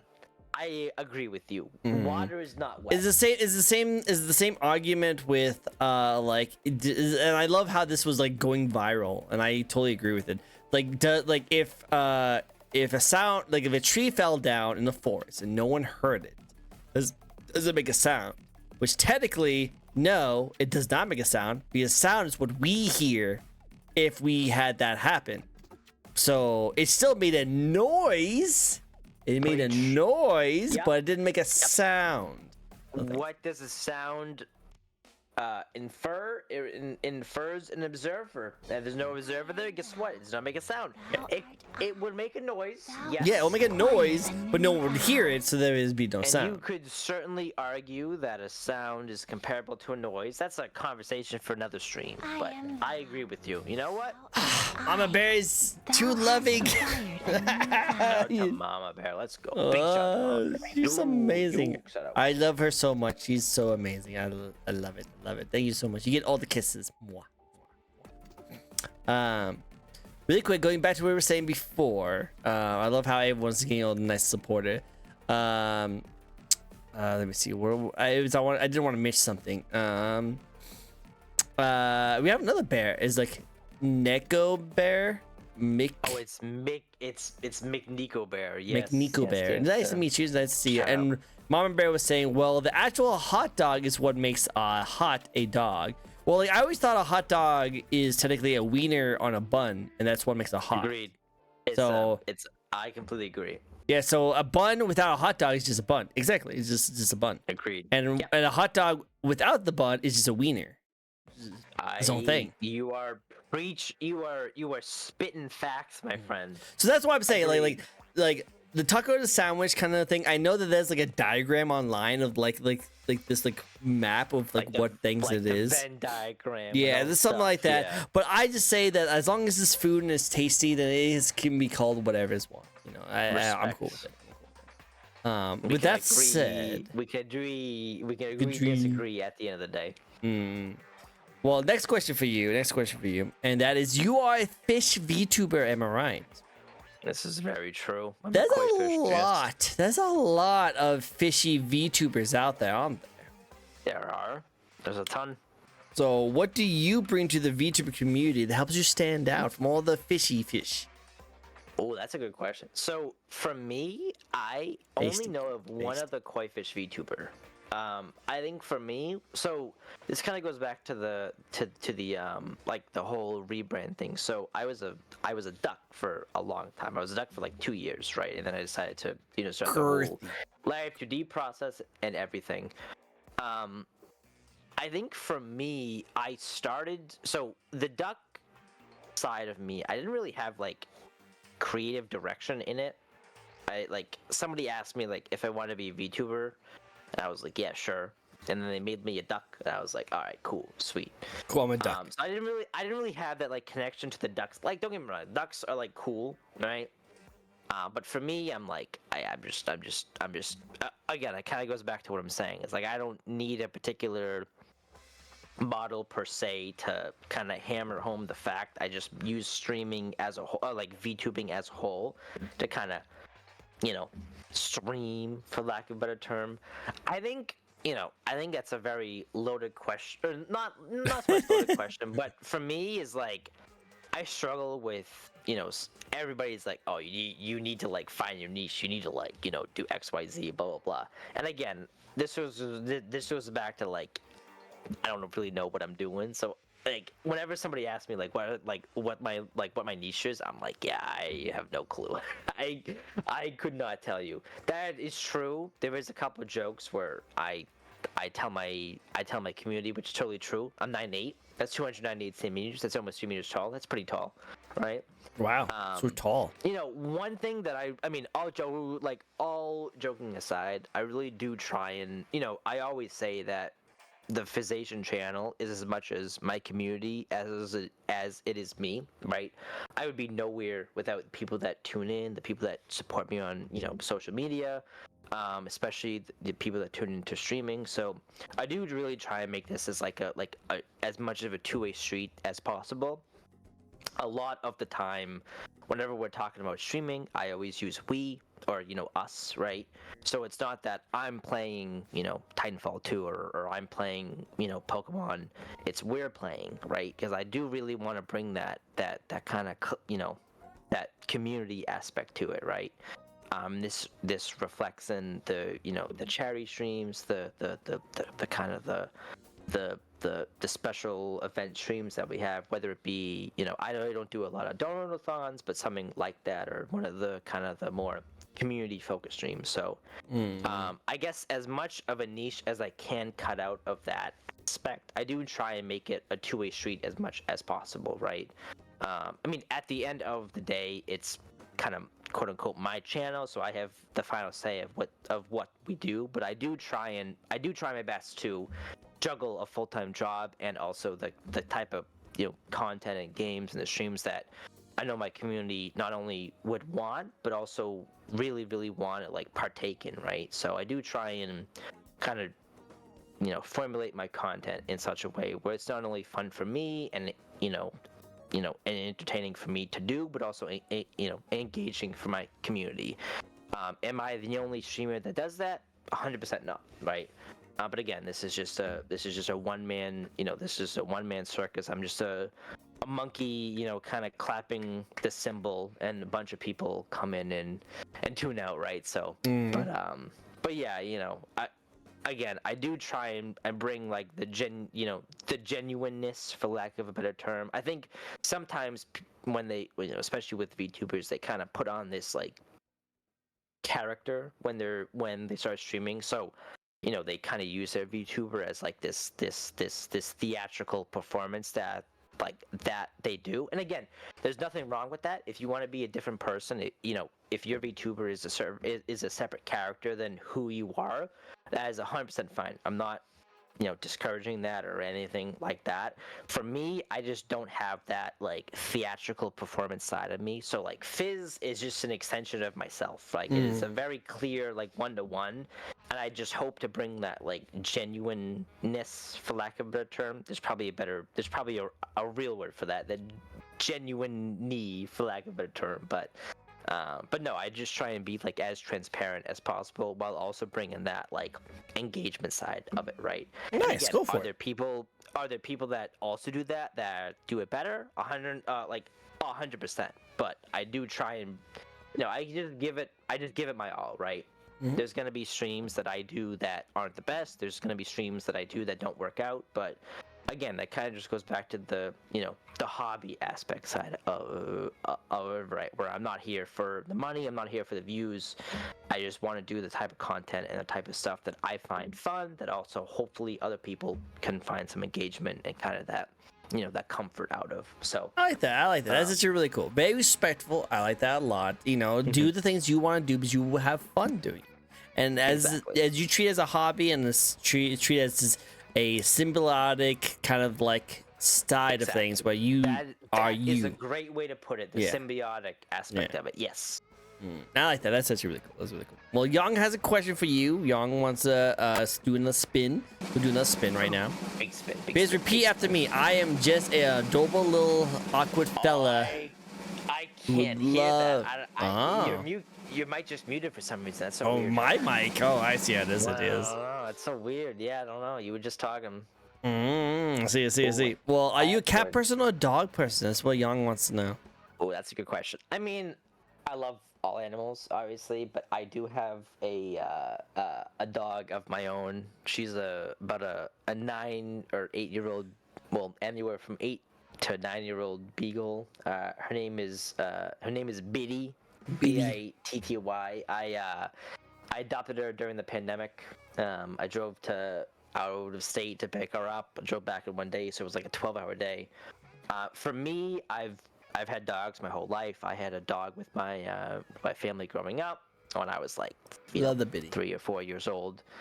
Obviously, they're no longer with us, but during the pandemic, especially when I was living alone and I was working from home, I was like, you know what? Let's just get a dog. So I applied to a bunch of rescues in my local area, and I was like, well, no one's really getting back to me. And then I heard about this dog and out of state, and dumbass me was like, I'm gonna drive down there one day. I drove down there one day in the pouring rain and thunder and lightning, and I picked her up, and I was like, well, I'm not leaving here empty-handed, and I drove back. So for me, I have a deeper attachment with dogs just because I've never really had a cat outside of that like degree of removal between like a family member. Like I've had family members or aunts, uncles, grandmothers that have had cats, but I never really had a cat like in my house. So I'm just more experienced with dogs. But I think all animals are great. All animals are great. More often than not, I'm gonna say dogs. Dogs are great. Dogs are great. I like dogs. I like that a lot. And Nez, Nez, it's great to see you. We have a storm sable over here who's lurking and throwing out random question wheels. It's great to see you. It's great to see you. Love seeing it. She is a beautiful model. You should definitely check her out. She has a really nice model. And she's hilarious too. I've been seeing some of her clips on Twitter. It's so fun, so fun. But yeah, no, let's do one of her spins. She has a spin for you. Let's see it. Let's go. Let's go. Let me go back to Discord. Here's another fun question for you. Coffee or tea? Oh, that is a great question. So, unlike probably a lot of other people that answer this question, I actually started off with tea. So I am a big loose leaf tea fan. I started drinking tea in college. So I graduated college in university in 2019. I really did not drink tea until I did not drink coffee until I started working from home in 2020 during the pandemic. So I even to this day I have a bunch of loose leaf tea, but at my worst I used to have like 24 types of loose leaf tea. Wow. And I had an old like French press that you would normally use for coffee that I use for loose leaf tea. So it would make like 6, mugs worth of tea per day. I used to drink so much tea. Black tea, green tea, herbal, tisane, white tea, oolong, whatever it may be. I used to pour milk in it. I drink a lot of tea. So recently it's been more coffee than tea, but I can Yes. never I can never step away from my first love. I've drank tea starting probably 10 years ago. Well, maybe not 10 years, maybe like 8 years at this point. It was in college, it was in high school. Obviously I started off with tea bags, got into like loose leaf tea.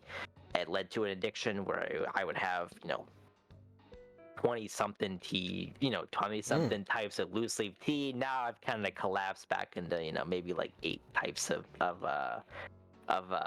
favorite loose leaf tea. But normally, I mean, especially the place I work, tea is on hand without giving too much away for my job. So most of what I drink is coffee, but there's always tea kind of available, for lack of a better term. So normally speaking, I have maybe 1 or 2 cups of coffee a day, maybe 1 or 2 cups of tea per day, and that's my kind of MO.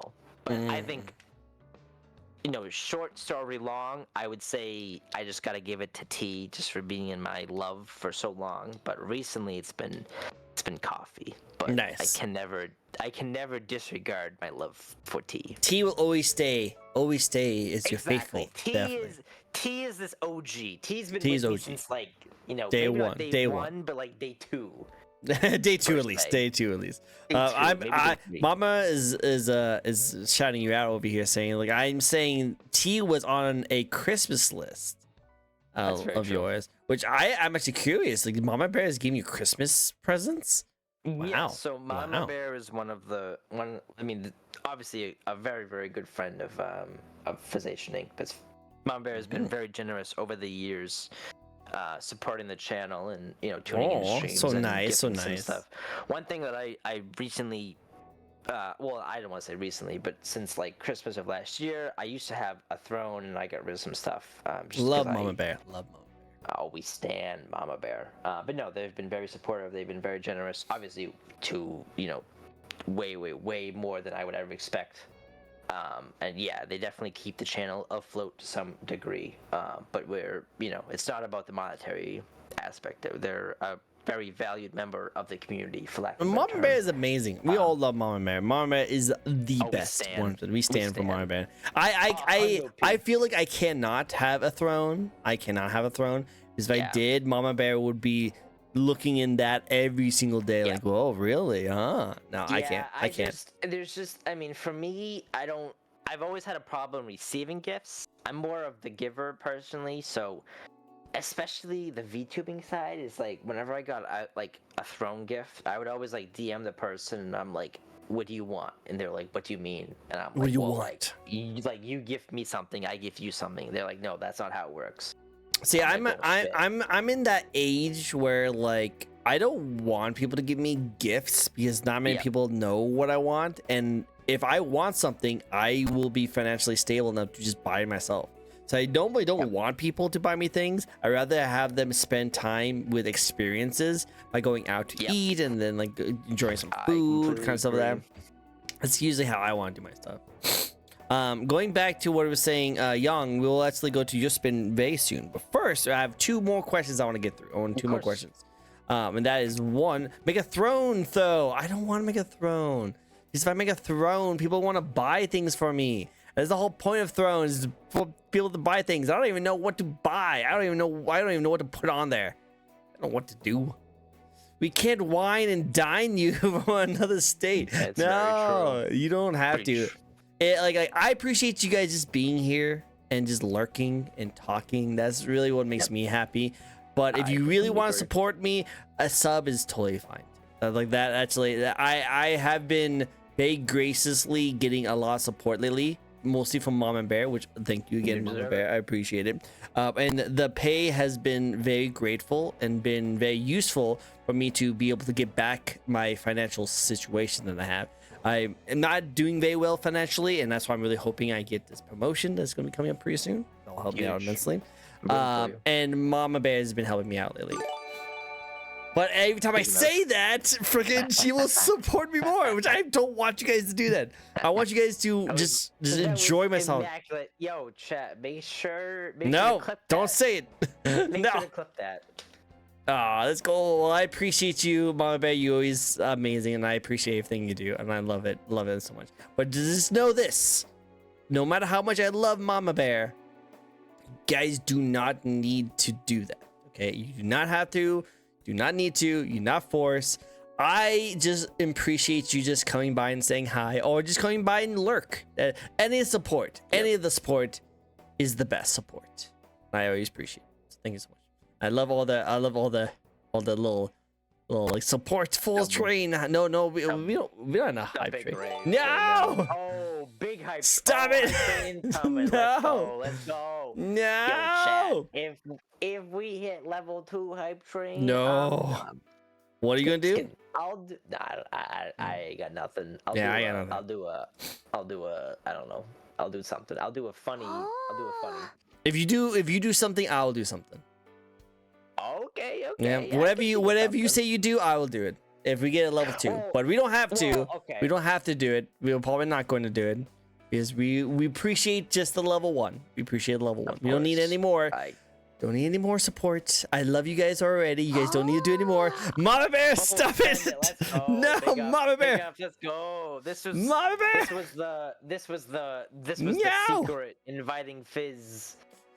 I'm bringing the chaos. No, Bringing the chaos. Chat, Bringing the chaos. If this hype train hits level 3, No, don't. Yo, They're financially stable. 5, yo, chat. No. Do you hit level 10? No. I think No. my highest hype train's like level 7. Oh, let's I go. think Let's my go. highest has ever been is like 2. I don't think I've ever had that high. Blowing that out the water. Let's go. Yo. Big shout to Mama Bear. Mama Bear, you are amazing. Thank you so much for all the love and support you do. You are freaking awesome. And also thank you, Lucy, who also I saw you doing some support on that too. Thank you so much. Appreciate both of you guys. You guys have been supporting me a lot lately, and I really appreciate it. And you guys freaking show freaking my secret little like yandere of like Himiko Toga when like I get like 1,000. So thank you for showing that embarrassing thing that I had from the very beginning. Thank you. You don't need to do that, Mama Bear. It was a level 4. Oh my god, I never had that before. Need to level 4. Let's go. Big ups. You deserve it, my friend. I appreciate. Okay, well, whatever. Okay, no more. Don't need to do any more.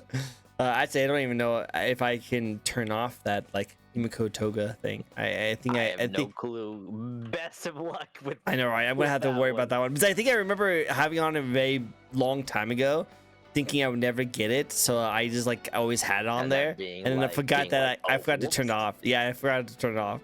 I'll have to figure that out. I'll figure that out later. But anywho's it. Well, if we blew past that goal, so what do you want to do? I saw someone say 20 push-ups.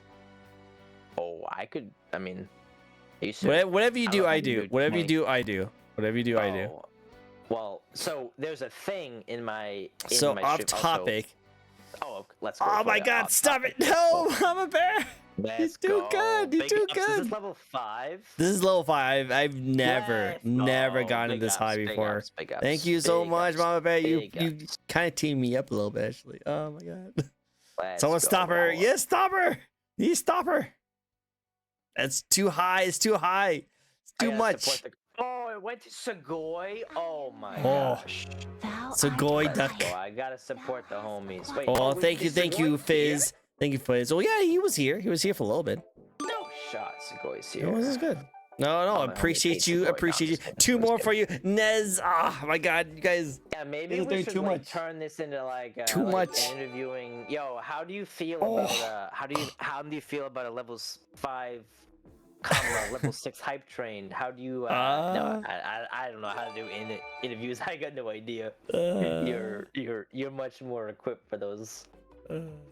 So that's so nice. Thank you guys so much. I really appreciate it. Oh my God. Okay. Anyway, before before I get teary-eyed. Before I get Before teary-eyed. we hit level 6, yeah. No, no, level 6. Do not do level 6. Redeem on-screen celebration. Thank you. 7. We have to level 7. No. Level, Stop it. Level 9. I tried to go back to what chat was saying, and I lost all of it. I don't know what you guys say. Clue. Your best of luck with that one, bud. Yes, I am in fact Fizz the whole time. Siogo, it was the Fizz. Sagoy is When joining did us you- from Australia. Wow, Of all nice. places. So I love the sport. I love how much Tricky gets frustrated. It's so adorable. No, stop it. Don't look at me. I was gonna say, I as a fellow flustered boy myself, yeah, it's a rough. When did you become a rough bunny being girl? on the business. Oh, I have a couple outfits. I have 4 outfits. I see on the that. model. I see that. Well, I don't have a bunny outfit, so I can't pull that off. But if you want to do a mini, what? if you want to do a mini interview talk show for me specifically, I'll allow you guys to ask me any question, and I'll answer it 100% honestly, no matter what. No matter what. One question chat. We gotta work together. No, on you this guys one. have We gotta- 5 questions. You guys can ask me 5 questions because we hit level 5. We have level 5. questions. So Chill, chat. I don't know if that's Chill, chill, enough to repay all the kindness you have.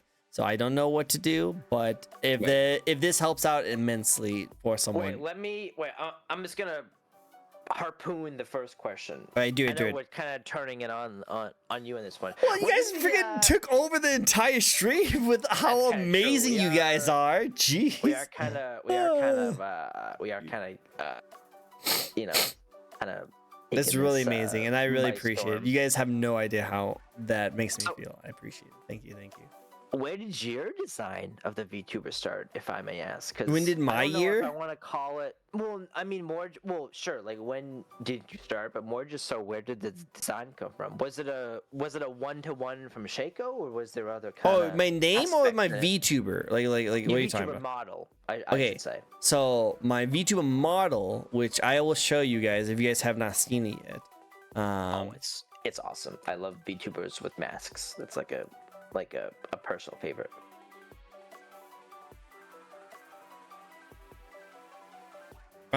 This is how community rolls, Tricky. Well, I appreciate you guys. Appreciate you immensely. Obviously. So this is my VTuber model. He's actually asleep right now. He's asleep. He's a mix between a lot of different characters. He's a mix between Shaco. Shaco is one of them. He's also a mix between Persona characters, because I love Persona, and also he's a mix between Alistair and Vox from Has Been Hotel. And also he's also mixed with this one anime character. I can't even forget his name, from like Backlit, I think he's called. He's a really cool character. I got no clue. I've never watched any of those. Actually, They're really there cool. is wait, is it has? Wait, I don't know if it Has Been Been or the Hotel, other yeah. one. Hello the Boss. Hello Boss. There's a character that has, I think it's Fizzaroni or something. That is Hello Boss. No, there's no inspiration from there's no inspiration from him. I love him as a character. I actually think he's one of my favorite characters from Hello Boss, but he's not inspiration from them. He actually was debuted back in December. He was back in December. So I actually have not been VTubing for very long. I've been streaming for about 5 years. And I only started VTubing just recently.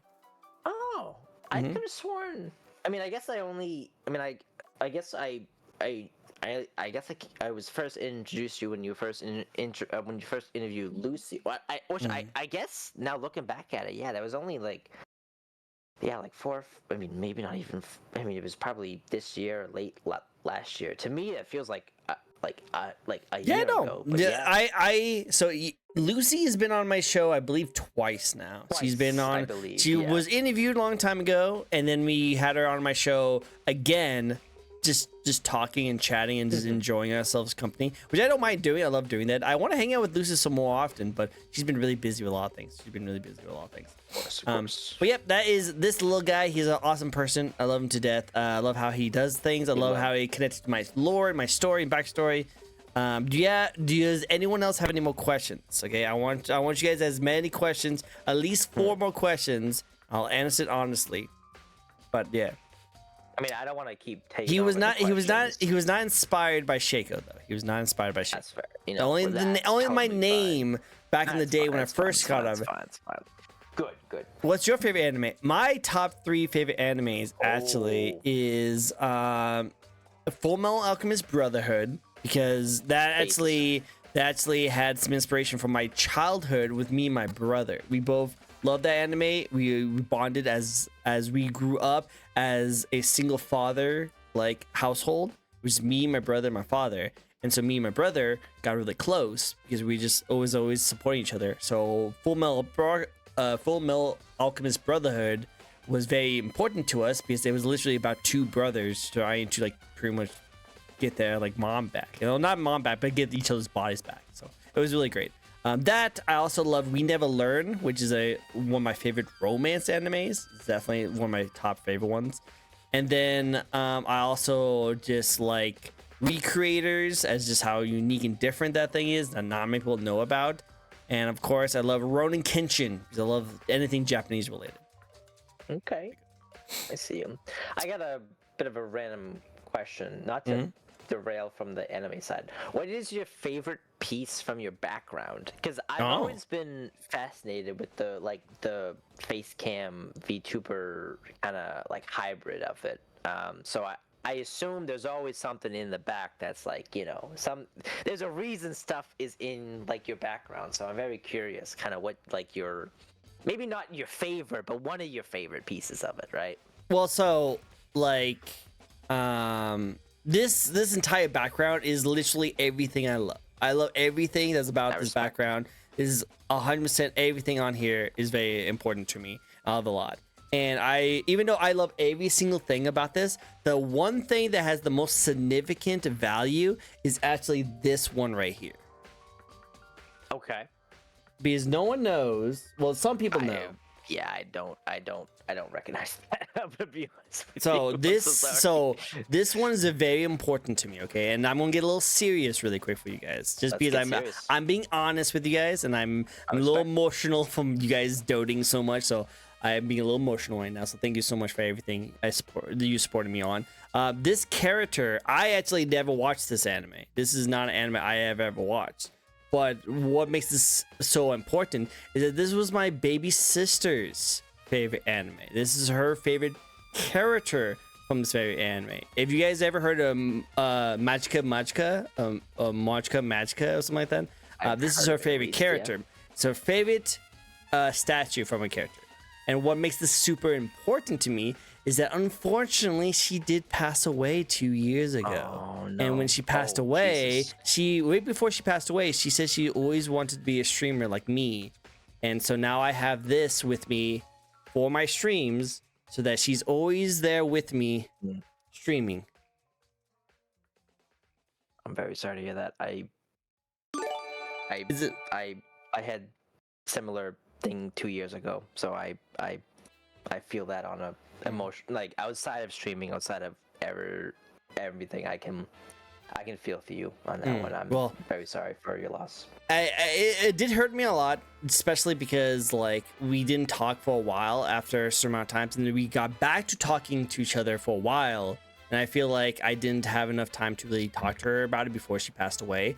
So I feel really bad about it. Now, it's been many years since then, so I have gone over it, but it still means a lot to me, and that's why I like that statue so much. That statue will always stay with me wherever I stream because of how much she means to me as my little sister. That is honestly, I mean, as genuine as I could possibly be. That is, for lack of a better term, that is awesome. I appreciate it. I respect that 100%. I don't mean to sound disingenuous and being like, oh, that's so cool, but no, I definitely feel for you, and I definitely appreciate that. Well, I appreciate you immensely. Thank you so much, and also respect that, I should say. I'm so sorry.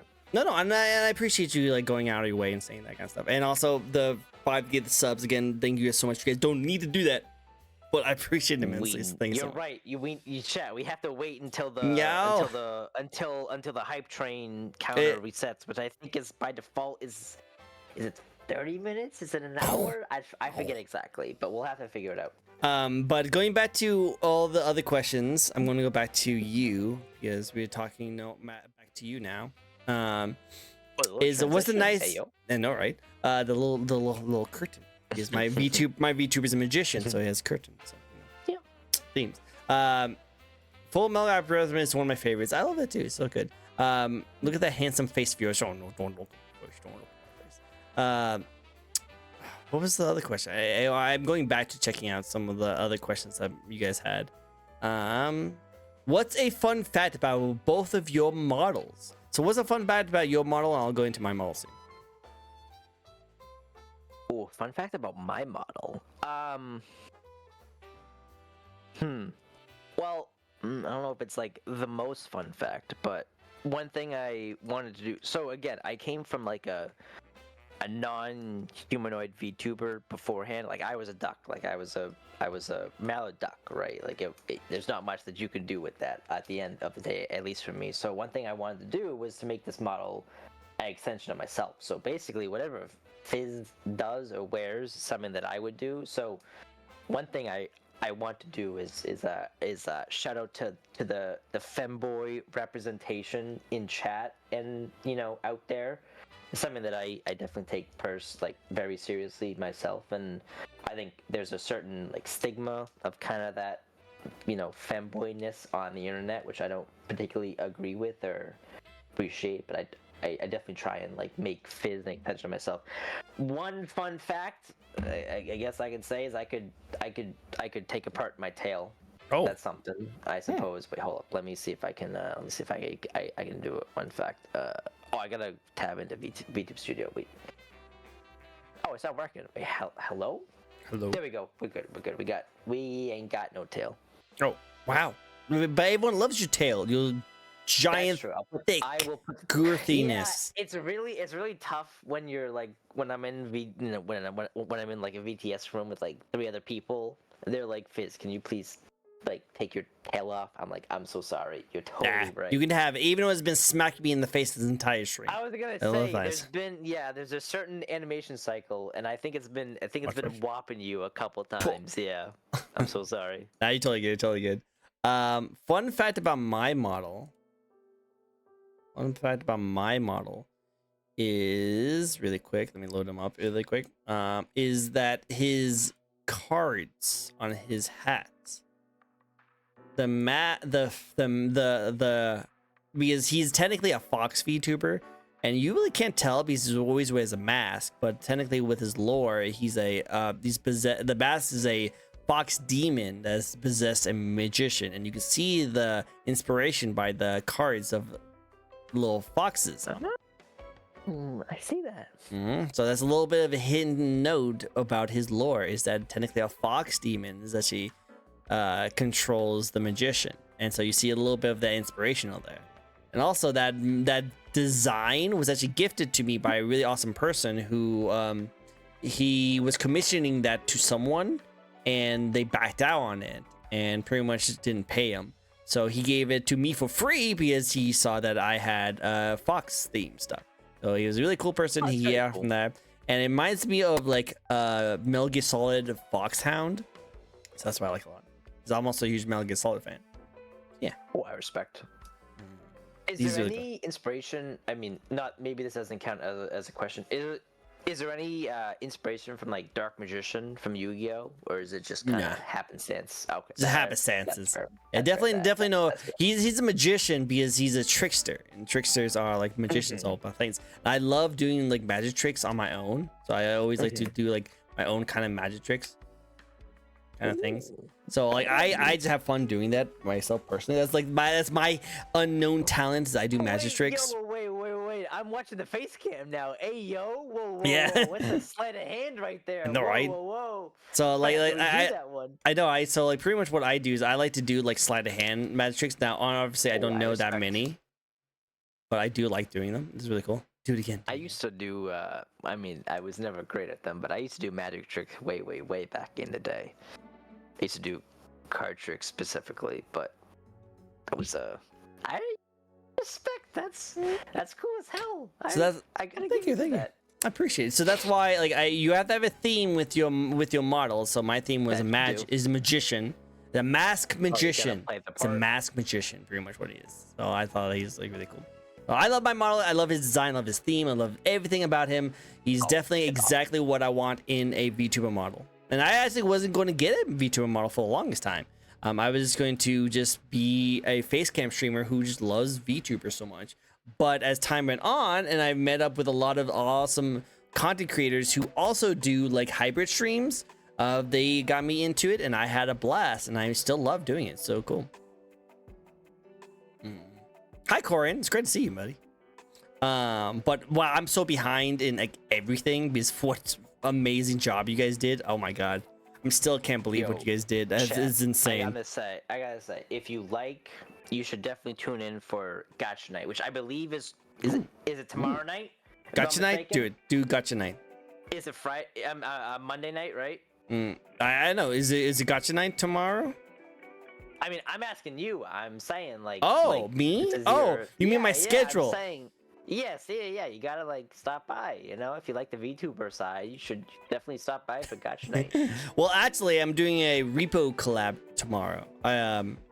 Because I did. I'm so sorry. No, you're totally good. My schedule does say that I'm supposed to do Gacha Night, but that one's technically because I didn't have full confirmation on everyone who's going to do the repo collab, but now I have full confirmation of who's doing the repo collab.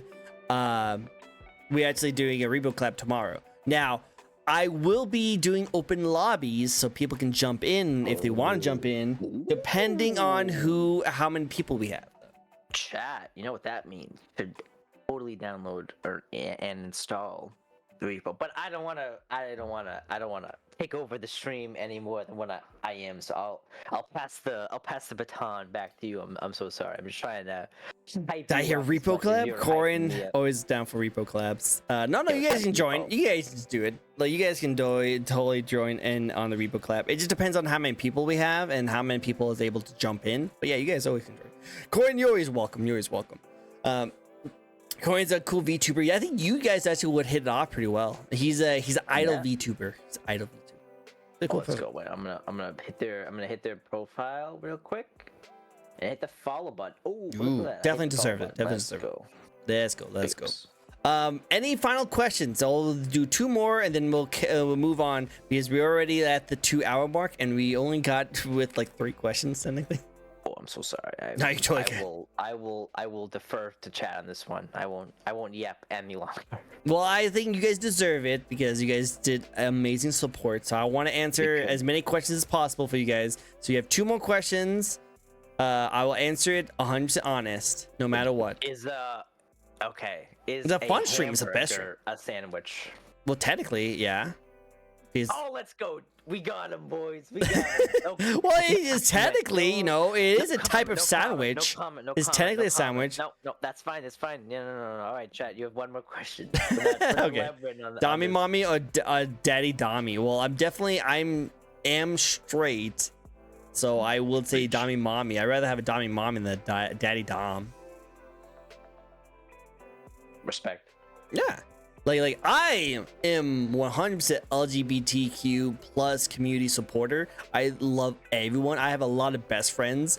I was even a best man at one of my best friends' like gay weddings before. I'm totally cool with it. I am 100% support of that. I super straight. That is who I am. But I support all that kind of stuff. I think it's good. Oh, Cipher, you're a legend, good at everything you do. Keep living your best life. Oh, thank you. I really appreciate it. Actually, I don't know if that was me or a koi friend here, but either way, I appreciate you saying that. I don't know about that, but I think it was more towards you personally. Oh, well, I don't know. I assume. Oh, well, Cipher, if you said to us, me or a koi friend right here, I appreciate you immensely. I appreciate you immensely. We both appreciate you immensely. Oh, appreciate it. We're going to be blush. Tricko is the Dami mommy, so we know the answer. What? I'm not the Dami mommy. I don't have the Doms. The cuties. I don't have a lick of Dami mommy in me either, so I get that. Final question, then we move on. Final question.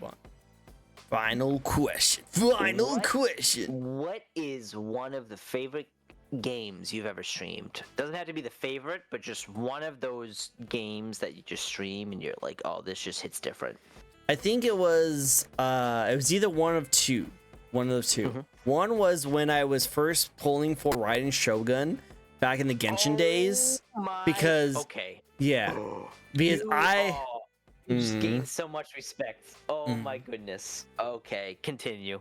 So Continue. So it was during my time when Genshin was like my top game to stream. I was really loving Genshin a lot, and it was during the Inazuma place line. I knew I kept on hyping up my crowd, saying, well, as soon as she comes available, I'm going to throw money on her.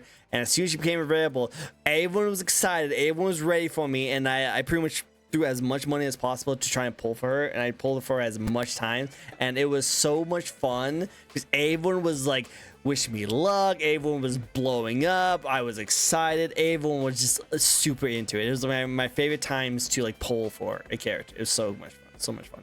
That's amazing. And the second one was actually my last community night, where we just invited everyone to come by and hang out, and I had some people from all walks that like used to like be on my show, people who are new, people who come down, and I introduced new people to new friends. You know, that was a great time. I just had a lot of fun doing that. I respect that. All right, wait, I got one more side question. Right. What constellation do you have Raiden at? She's Constellation 4. Oh my god. Okay. I respect. So when I pulled for Raiden, I got 2 in the same 10 pull. So I had her C1, and then during her rerun in Fontaine, I pulled for her again, and I got her C2. Nice. And Raiden to this day is my main character. Same here. if you Same here. will. She's on my I got wall her over there. weapon, She's on my wall. I got like C4, let's go. Definitely see. Yeah, no, I wish I had C4. I do have. I can't her afford that. I can't afford that. C2, I have a C2 or 0. I do see. have Engulfing Lightning, which I'm I have very C4. happy about. I have C4, but I don't have her weapon. All right, I can at least have that over. Yeah, you have that over me. I haven't. I don't do You good have a with C4, with weapons. which is kind of cracked. Yeah, I don't have. I- It's so hard to get a weapon. So hard. No, I have been blessed by the weapon banner. I mean, I don't pull on a weapon banner anymore nowadays, but I pulled for Raiden's and I pulled for Yoimiya's because I was a big Ganyu fan way back when. So the Yoimiya weapon, the I forget the name of it. But her weapon was like Ganyu's best weapon. And I was like, oh, we gotta run Ganyu. And I built Ganyu up. I had her, I had her not triple crowned, but double crowned, maybe a single crowned. I think mine's double crown.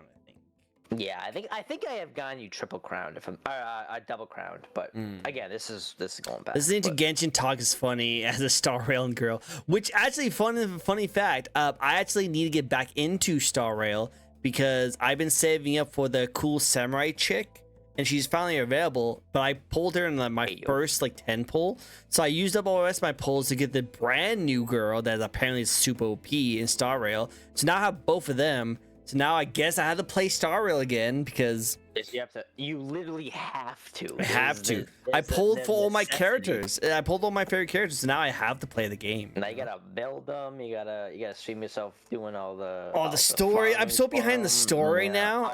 Behind the story.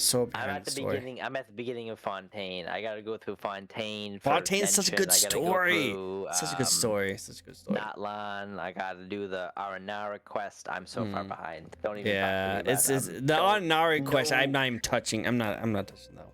No questions on that one. No questions. We're gonna fast forward. But hey, let's get through some of these questions right now. Let's get through some of these questions. I know I have some spins. We'll get through all the spins at the end. Just because I do want to go through some of these questions. I can definitely answer as quick as possible. I don't want to keep you up too long. No, you're totally good. So again, I don't want you to feel rushed. Okay, that was never my goal. Never feel rushed with answering your questions. But we will get through all the questions right now. Okay. I'm scared to answer. What do you mean? What do you mean? Lore, Mama Bear, Mama Owl. I don't know why I had a really hard time saying owl. That was so weird. Mama Owl, don't be afraid. Say it. Say who's your favorite. Don't worry, we won't judge you. Say it with your chest. Say it with your chest. Say who's your favorite. But while we wait for Mama Owl to say something, let's get into the next question, which is looking forward to any games streaming this year. Oh, so I actually just started a game that I've been wanting to play for so long. One of my earliest gaming memories was playing Pokemon Sapphire on my Game Boy Advance in like 2003. So I've been a Pokemon fan for, I mean, decades at this point. And I finally started Pokemon Infinite Fusion. That was my last stream that I did on, what's today? Today's Sunday, so it was probably maybe Wednesday or Tuesday. It's a game where you can remember that old website like Pokemon Fusion where you could put like a Caterpie on like a Mewtwo body, basically. Yeah. But it has like custom sprites for all of these different fusions. So there's like over 200,000, possibilities of which I think it supports up to like Gen 8 or Gen 9 or something. So there's just so many fusions. And honestly, originally I was gonna start it as like a Nuzlocke, but I had so much fun with it. We spent like 30 minutes just mixing fusions, and we were like, "Oh, what is a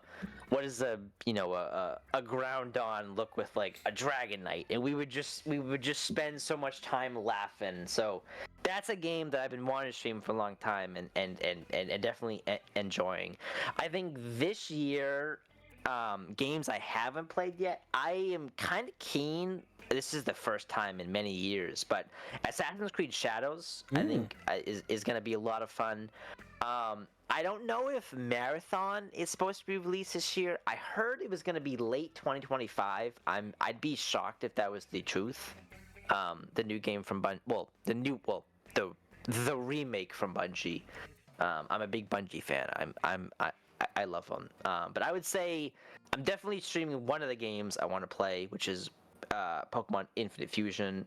I'm definitely keen on Assassin's Creed Brotherhood, and hopefully, Marathon comes out this year. September. Oh, really? Wait, September of 2025? Yeah, they just announced it today. Oh, let's go. Yeah. No, I mean, as much trouble as Bungie has had in the last, It looks cool. It looks cool. I might have to check out more stuff on it before I go ham on it, but it looks cool. It looks cool. Agreed. I think it has some promise. I mean, out of all the problems that Bungie has had, gunplay has never been They always been good with gunplay, and I really hope they do allow PC crossplay, because I think that's what's going to really cement it. I agree. I definitely resonate with that, but makes sense. No, we'll see. We'll see how it goes. Next question is that your community. We talked about your community quite a bit already, but any games you want to play with your fans? Do you host any community nights? Oh, of course. So quite regularly, we do some community nights. They're a little bit. Sometimes they're planned. Sometimes they're kind of off the cuff. Obviously, we do like Jackbox or Quiplash, Murder Trivia Party. A game that I love personally is Marbles on Stream. Good. It's fun just to kind of play games with people. We tried doing like Lethal Company and some other like, I don't want to say open-ended streams, but more like adventure, more general games than those two. It didn't really go, to be honest with you. We had some issues where we kind of had to reel some people in real quick. So I haven't really done like a community stream where there's been like a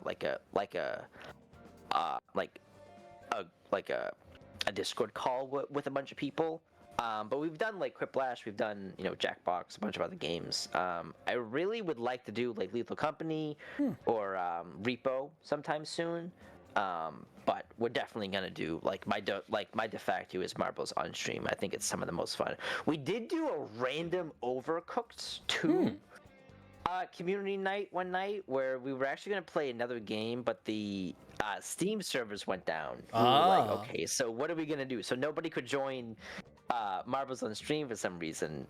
So we ended up playing Overcooked, and there was like this whole mess because we didn't have that like. There was like an 8-second delay between what I'm saying and what chat's reading, so it was like, okay, that kind of did not work out great, but it was definitely definitely a lot of fun. But yeah, I'd say my go-to is Marbles on Stream. Second would certainly be Quiplash or other kind of general Jackbox games. No, I like that. That's actually really cool. I think having those community nights is always really nice, and I definitely always recommend for people to go into. So definitely nice. That'd be a lot of fun. I love to see. I love to see more of it. I love to see more of it. Next question for you. Mhm. And that is, any thoughts that went into the design of your model? Oh, there were lots. There were lots. Yeah. I will try and keep it brief, but so originally, again, this model was kind of my second model. We had a duck, and then we went to the koi fish. So when I originally was thinking, so big shout out to Lucy in chat. I don't know if they're still here, but they were we call them the wine, the model's wine art. So not the art mama, but kind of the something extra to that. So they helped me a lot with the original design. Oh, nice. So they did the initial sketches of it. They were very integral with planning on kind of what the koi boy design was. Oh, it ties that entire model. Wow. Yes, that's very true. So I worked with them a lot. So originally we were gonna make it. I love off the of hair. his- I love the hair. Oh, I mean that's the Lucy staple. It has to be the jet hair from Valorant. It has to be the jet hair from Valorant. It has to be Very the white cool. ponytail. Very cool. I like But, it. They did good job. Good job. Good job. Oh, 100%. And whatever Lucy, did, my art mama Sally Nee, she took it and ran with it, and then whatever she produced, my rigger Devilish New took it and perfected it. So really, I've been so lucky. I mean, obviously, Fizzation comes from Fizz from League, so there was that immediate kind of nautical theme. And for me, I've always lived near the ocean my whole life. The ocean and water to me is something that's very calming and something that I identify with quite a bit. So I know I wanted that nautical themed in kind of in my model. When it came to what exactly kind of in that nautical theme I wanted, originally I had a fish when I was younger that I took so much care of. He was a bait in the fish, so we did a lot of like beta fish designs, and that didn't really translate as well as I would kind of hope so. But originally, eventually we ended up on koi fish because I love just like the geometric design of koi fish, right? It's like scales, and to me that's just a very aesthetically pleasing design. So we eventually went to a koi fish, and then from there we ran with the humanoid kind of koi fish spirit model. So we included the tail, we included the fins. So to me, it was very, very, very important that I was a humanoid because I went from a duck, which the amount of times I had to like when I was talking to artists and they were like, "Oh, what do you want?" And I'm like, "Well, this is a weird question, but like, can you draw a duck?" And the amount of people that would come back to me and they were like, "Yeah, I don't know if I can like draw a duck. I don't really know what that like is. That like a full body? Is that like a half body? Like I don't know what that quantifies as." So I was like, well, you know what? That's totally fair. So yeah, so definitely being the more like kind of humanoid first, but yeah, there was the nautical theme, there was the beta fish, koi fish theme, and I do truthfully, at least for me, I want the model to be an extension of myself and stuff that I believe in, stuff that I identify with, right? It's kind of an extension of myself. So kind of all of these aspects that we were kind of playing around with. I'm very, very happy with how they turn out. And obviously, we have the different model toggles, and we have a bunch of outfits that we can play Swap around with, between, stuff yeah. that and we have so many toggles that again, my model artist and rigger are super talented, and I'm very, very happy that we were able to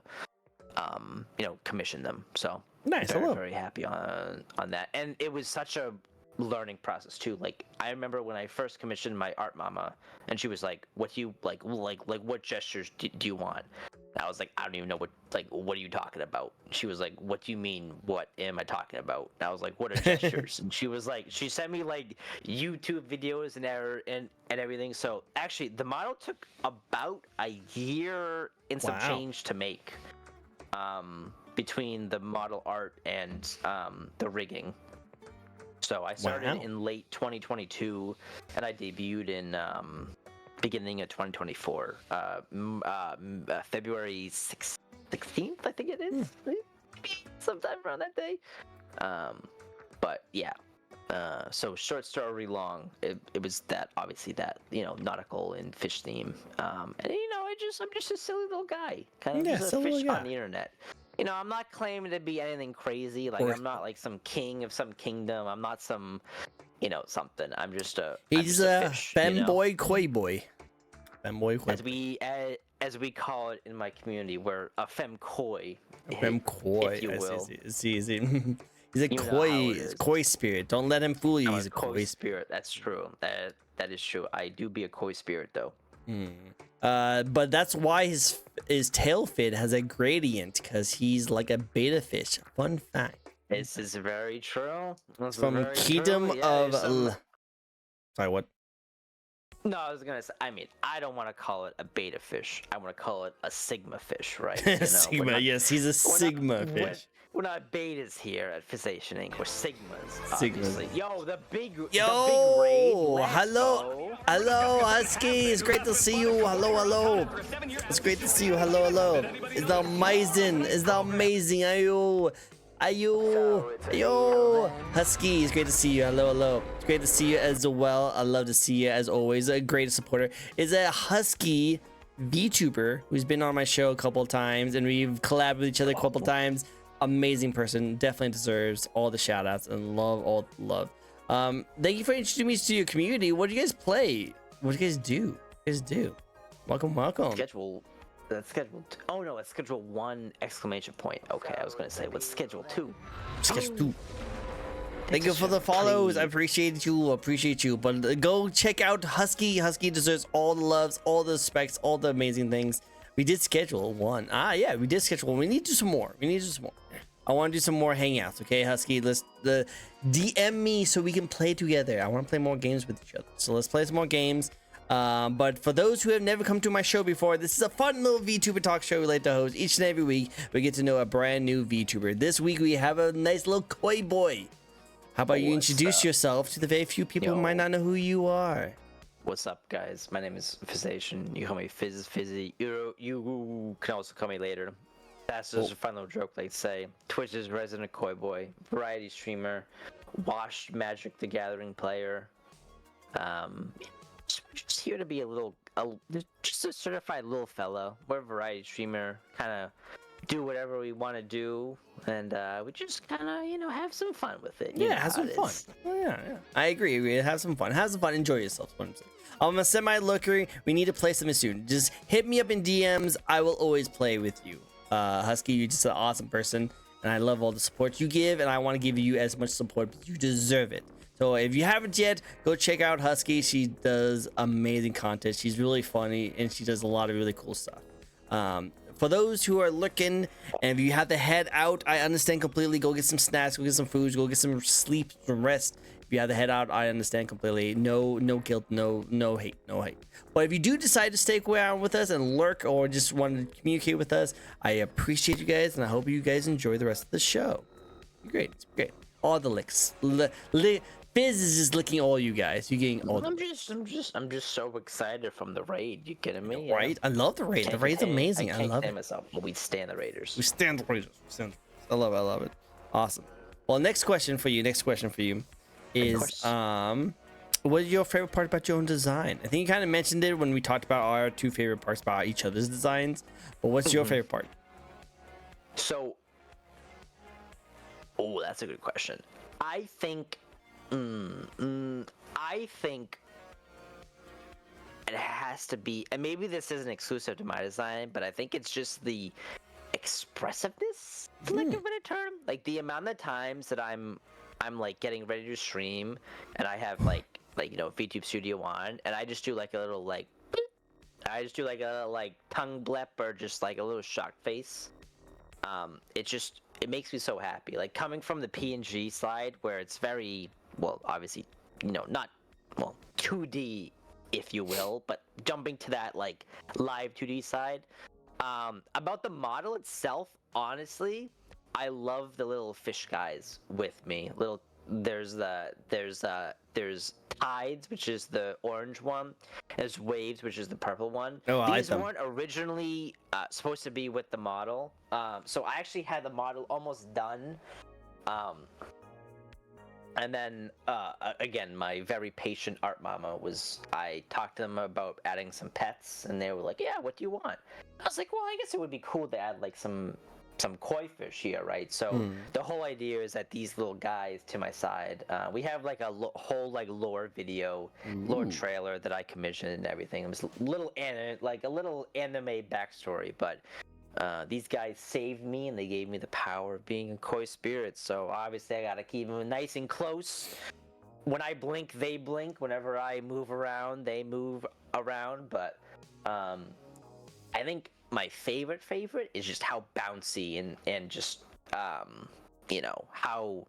not static my model is. I really wanted a theme of like ebb and flow just to go with the ocean. So again, big shout out to my rigger model Devilish New for making it so expressive. I think is the proper term. I like just it. love It's really being able to bounce and just being able to jump side to side.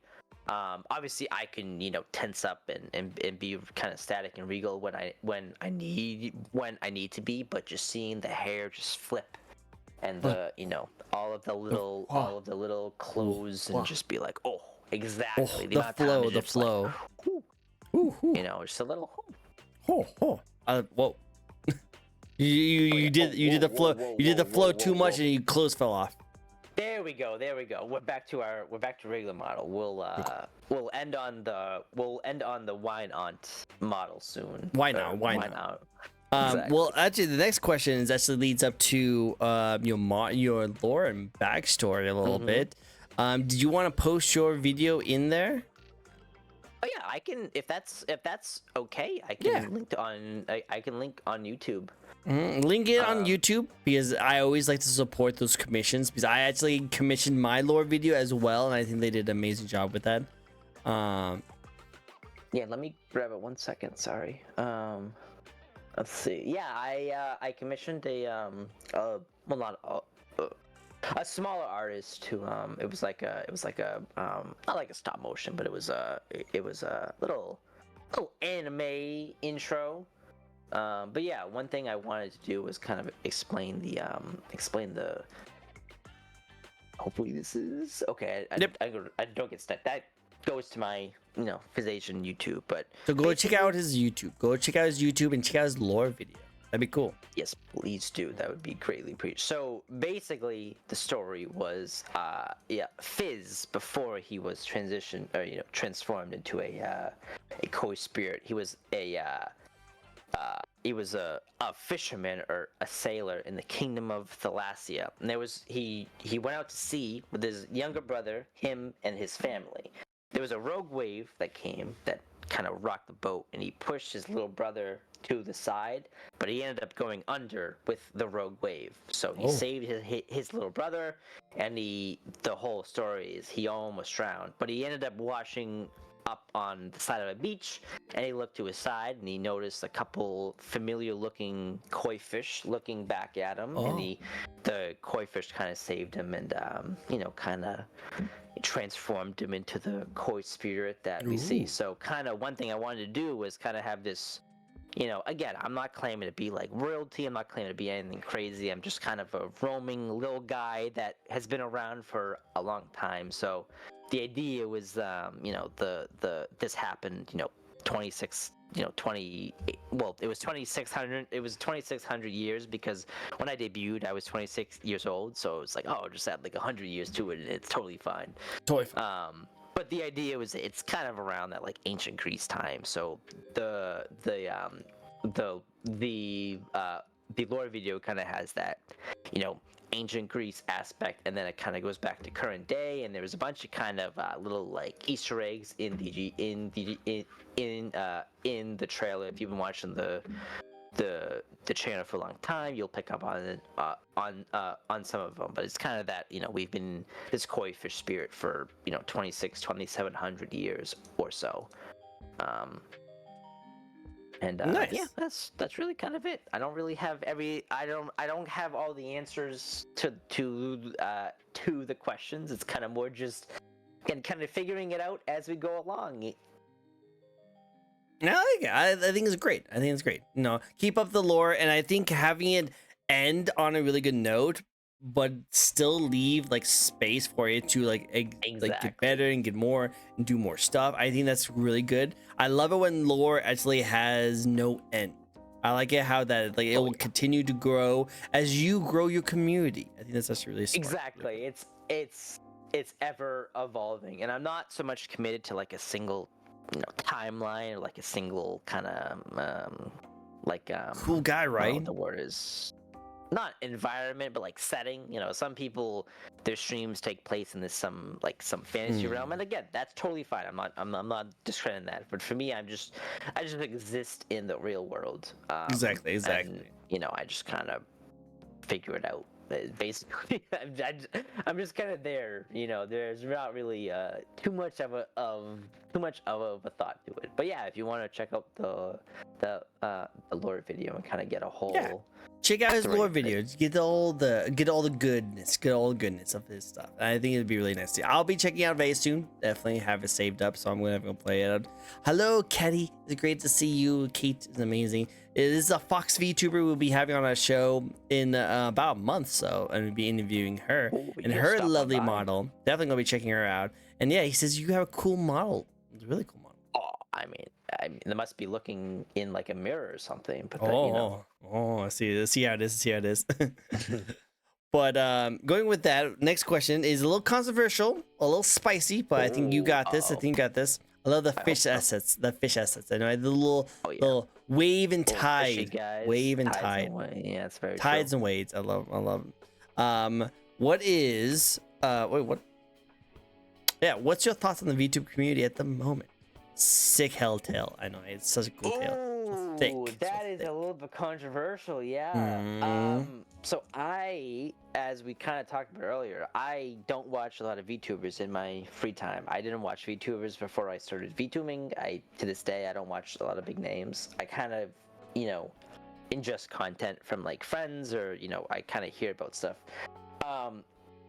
Recently, there's been a couple stuff going on at like Twitter and like Blue Sky where I'm like, well, that's kind of messed up. I think a lot of people are doing their best, right? And I don't want to discredit anybody's troubles, but I think a lot of people, personally, I think it's very hard to connect with people. And this may just be more so from my own personal experiences and maybe my own shortcomings, but it's really not as like friendly as some people say, if that's for lack of a better term. I don't want to call people bullies. I don't want to call people thieves. I'm not saying that. Again, this may just be more my own shortcomings, but I think there's some people that are like, there's a lot of like tweets that I see or messages or people calling other people out. There's just a lot of like discourse that I just naturally kind of stay away from. I think it's tough to focus on the positives when there's a lot of like negative stuff going on. So hopefully, we're kind of all in this together. I try my best to prop other people up. I try my best to stay out of controversy, and I believe that at the end of the day, people are good. Or most people are good, right? And they kind of have that kind of positive side to themselves. So I try my best to kind of lean into that and believe on that. But again, at the end of the day, if you're on Twitter or if you're on Blue Sky, usually the stuff that you see is the more negative light, right? Just because that's usually the most publicized stuff. So take everything you read with a grain of salt, right? With a grain of salt. But yes. yeah, there's some stuff that I hear or I read. Obviously, AI art is a huge topic of controversy, and especially me coming from a computer science background, I could talk ad nauseum about that.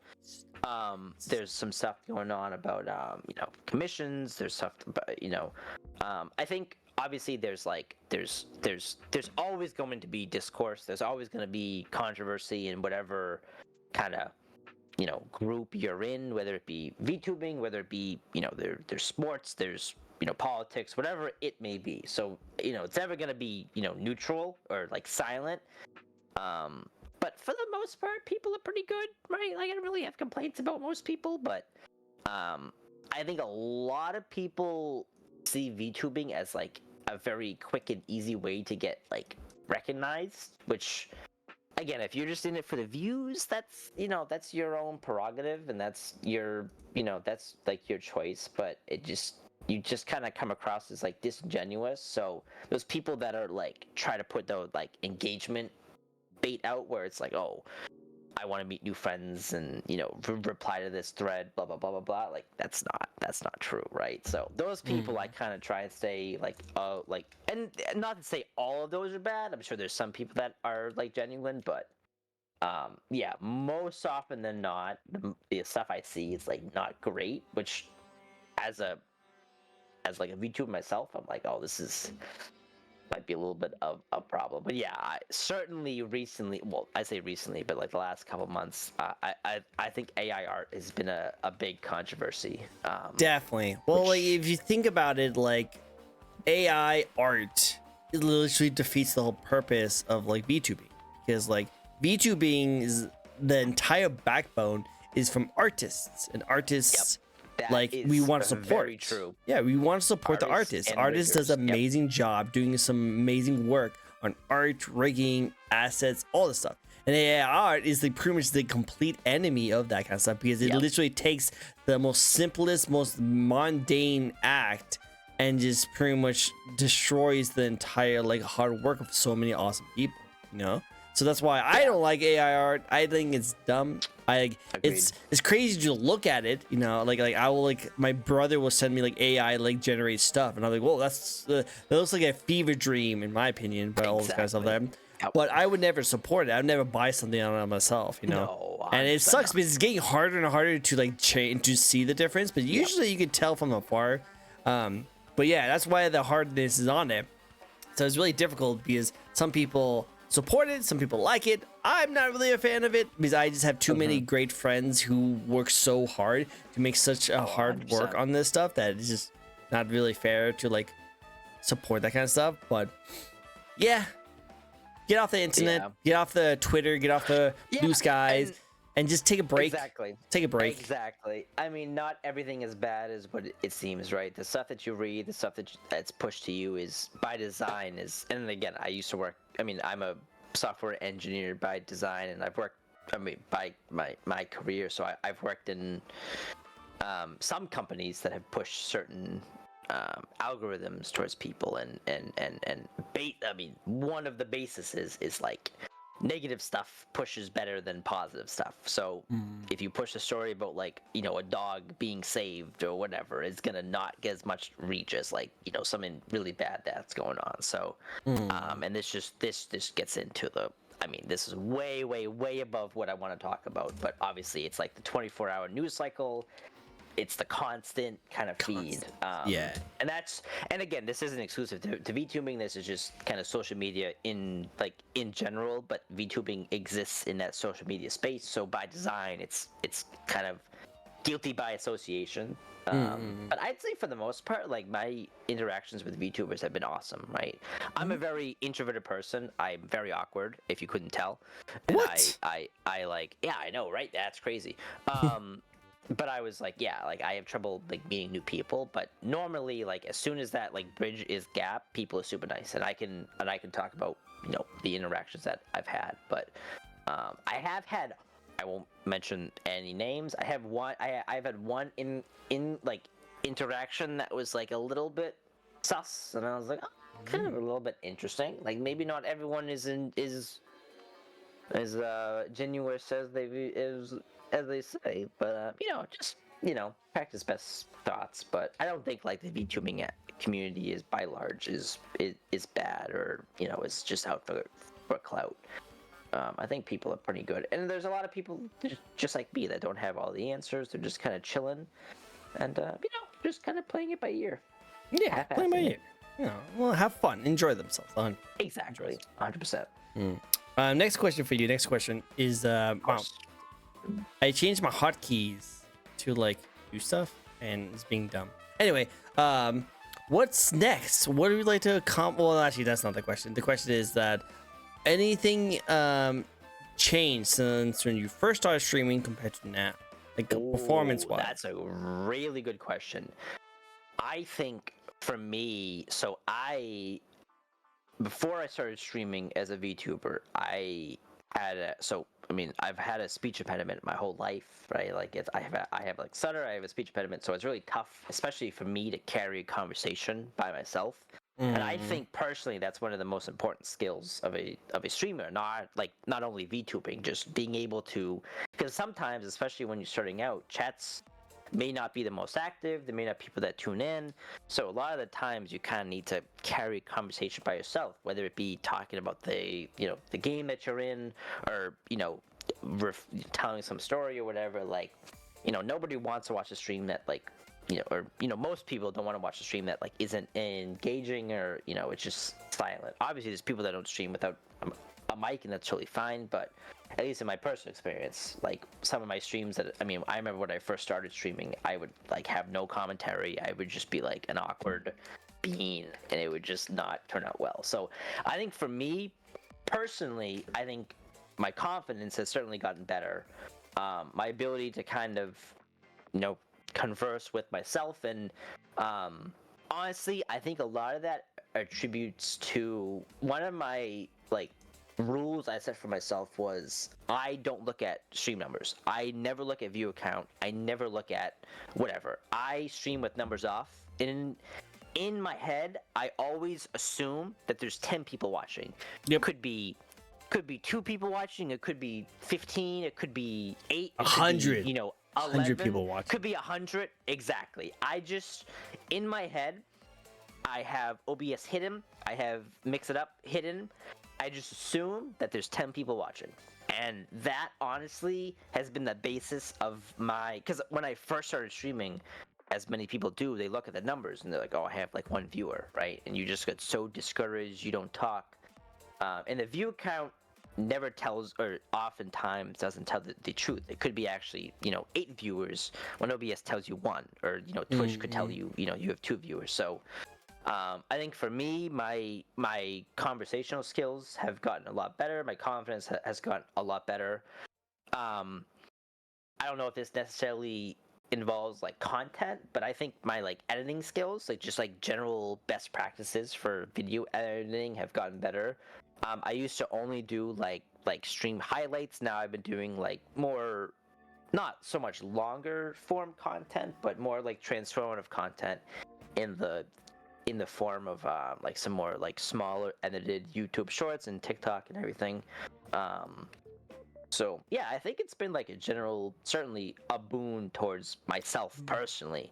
But I think, obviously like the views and the followers are much appreciated, but I think just personally speaking, the confidence has been absolutely huge, right? And I think again, this channel started in a place of like isolation. Like we were all, during the pandemic, we were all alone, or we were struggling with isolation. So for me, it's been a nice mental reminder that, not only am I not alone, but people aren't alone too. And there's been people that have messaged me throughout the years, or have come into chat, and it's been maybe not so much every stream, but there's been a couple instances where people have DM'd me, or come to stream, and they're like, Fizz, I'm going through a tough time, I just lost my loved one or whatever, and just having like a place where I can just chill, like that means everything to me. Like that is end all be all. I don't care about anything else. If I can make one person smile or laugh or forget about the craziness of the world that we're living in, that's really what we're all about. So it's also been this like I started it just on like a wing of things. But another thing, and I'm sorry to keep harking on this question, but a really tough thing that has been hard for me to digest is the concept of having fans. Right? Like having people that watch you is so weird to me. Like not many hobbies that you have in real life, or like outside of streaming or YouTube or whatever, involves people that you don't know coming to watch you, like, or coming to interact with you. Like, yeah, like I bartend, there's people that come in that I don't know, but like having that, like, there's people from Australia or Europe or Asia or Africa, like whatever it may be, people I would never meet in like a million years, So I think it also kind of goes to that, like trying to drag me out of my comfort zone, right? To kind of connect with people more. So I would say, again, short story long, I'd say it's more the confidence side, kind of that pulling the introvert out of me and making me more an extrovert. But also just kind of more figuring out the role that I play. I love it. I love it. No, and that's kind of what you have to do as your content creator. So you have to find those kind of things that helps you out and improves you as a person. I like that. I love hearing stories where people started off as something that was like they didn't know how well they'll do, and then as time goes on, they improve not only as a content creator but as a just individual. I love that. It's very cool. It's very cool. And I love how Mama Bear goes. When I first met Vizzy, he was such an awkward little goober. Now I still he's am. slightly less awkward little goober. Yeah, I with used the to help be of his bad. community. I used to be bad. I mean, Mama Bear and Lucy came in. They were actually in the stream where I hit affiliate, which was I think it was like May 2022 Ooh, ish. all right. 20. I love May to see the support. I love to see the support. That's so cool. But yeah, they've been with me basically. Not me again, not since day one, but like day two, like day one Right. and a half, basically. But yeah, like again, it's just kind of and I'm very self-critical on myself too, and I think having a community that kind of rallies but behind you and kind of strives for that greater good, not only for me as a streamer, but also kind of the community as a whole, whether it be charity streams or giving people kind of the comfort from the crazy day-to-day life. That's just kind of that's just what we're all about. Like I'm Yeah, not it's here all for the about- money. it's I all- mean, I'm talking to a VTuber here. Like the money that you spend on a model and rigging and all the art and the OBS, animation or whatever it may be. Like you're not gonna break even, right? Like I try and be my best to be as genuine as possible. So I'm definitely here more for the emotional and the kind of greater good side. And I know a lot of people say that and they're like disingenuous, but I hope I come across as like genuine as possible. I'm just here to enjoy the time while I have. Like, will I do this for 10 more years? I have no idea. Will I do it for 5 more years? Who knows, right? Who knows? I'm just taking it day by day. So No, I agree. I 100%. I agree on that. I like that. That's so cool. That's so cool. Awesome. Also, Mama Owl says Fizz has been such a close friend over the past year and a half. So excited to hang out with Fizzy. It's so good. That's very true. Yeah, Lore lives in my state. We found that out when we first met, and we immediately hit it off. And yeah, Lore's been a great friend over the last year and some change. Lore's a really good shout out to Lore, the Mama Owl. Gone through many name changes, but we stand friends here. Feather Friends is the best. They are the best. We couldn't even reach out to people at first. I remember forcing him to talk to me. Wow. You will talk to me. I remember Lucy DMing me way. So the first DM I had with Lucy, she mentioned something in her stream about a business that she mentioned that was around her, and I also heard of that business, and I thought that was only in my area. So I DM'd her, and I was like, "Wait, this is a weird question, but like, do you live in this area?" She was like, "No." I was like, "Oh, that's weird, because like you said this business, and I only know that business around my immediate surroundings." Turns out that's like a nationwide chain. I did not know that. Oh, okay. And then I was like so awkward DMing Lucy. I would just be like, "I'm so sorry for bugging you. Please forgive me." And like looking back at the old DMs, I'm like, wow, I was so cringe back in the day. Oh my god. We all horrible. cringe. We all start off cringe. We sometimes even still is cringe. But as long as we know that it was cringe, we already know we're doing better. I'm hella cringe. I am always gonna be cringe, so I'm totally fine with that. Nothing wrong by being cringe. A little cringe is nothing wrong. Nothing wrong. It keeps you humble. Keeps you humble. Next question for you. And that is, what's your favorite video game or video game franchise? Oh, that is tough. Shit. Man. I would say, all right, you know what? I'm gonna be honest. There is a little game that I called Outer Wilds. I don't know if you Ooh, ever I know played that it. one. That's a good one. Have you played it? Yeah, I played it. It's the same people who made like Oh my the not They made freaking Bethesda. the Bethesda. No, it's no. You're Outer thinking of Wilds? the Oh. Outer Worlds. You're Oh, thinking of the Outer Outer Wilds. Worlds. Oh, is that really cool like exploration like kind of game where you go That to is different planets? exactly what it Okay, is. okay. It is, as I describe it, is the best game you'll never play. It is a progression through knowledge, and it's so the thing is there's no replayability because once you find something out, you can't forget it. So you say like, oh, you connect these these thoughts, but it is truly speaking. I mean, I cannot describe how much of a life-changing game that game is. And the base game is amazing, but Mobius released a DLC for it. Oh my god.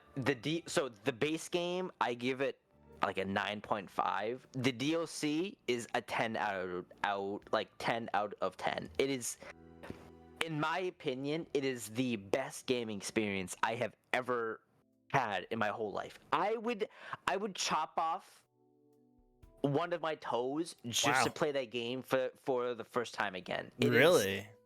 I full send Outer Wilds. If you like puzzles or whatever, it is a great game.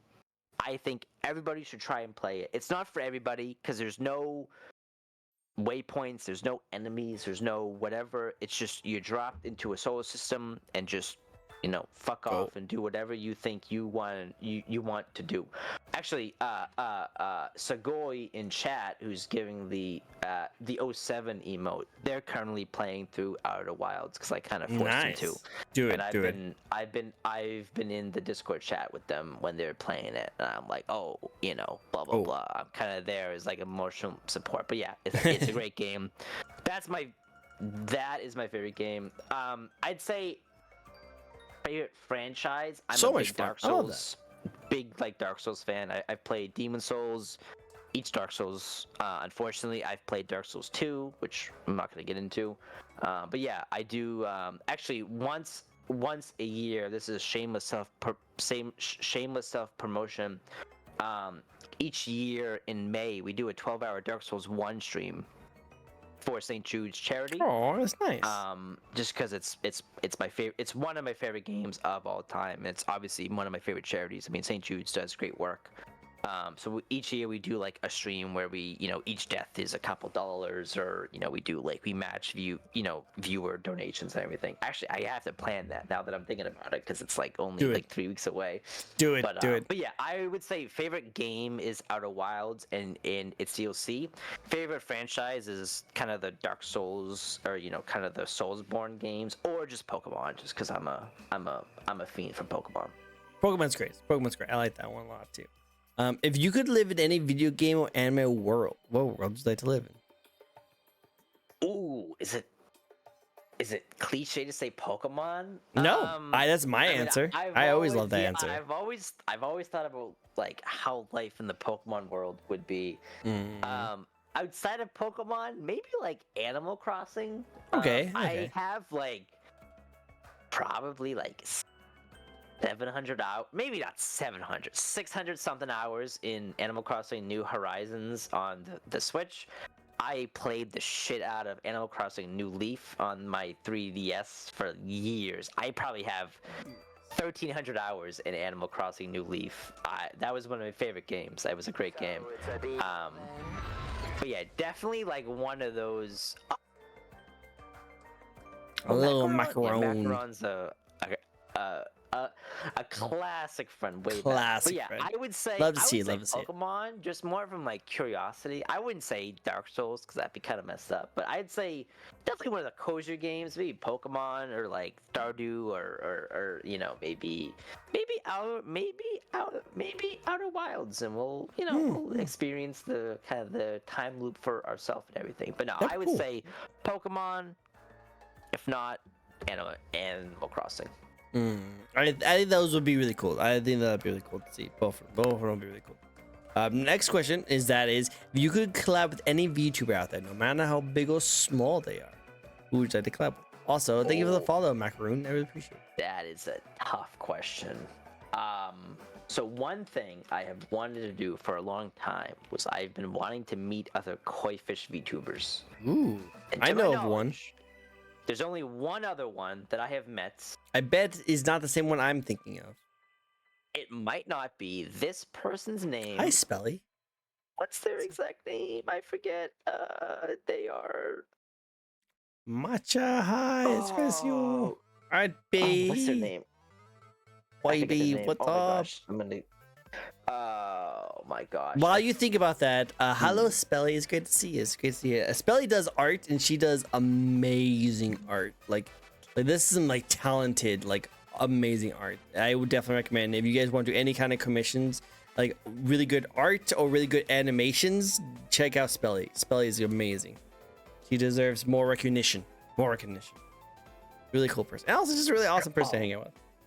It's Fishy. She is fishy. Look at the fishy. Their is Luxy. Yeah, I'll give him a. Well, that's their on Twitter. I guess I can just link their Luxy. Okay. their Twitter.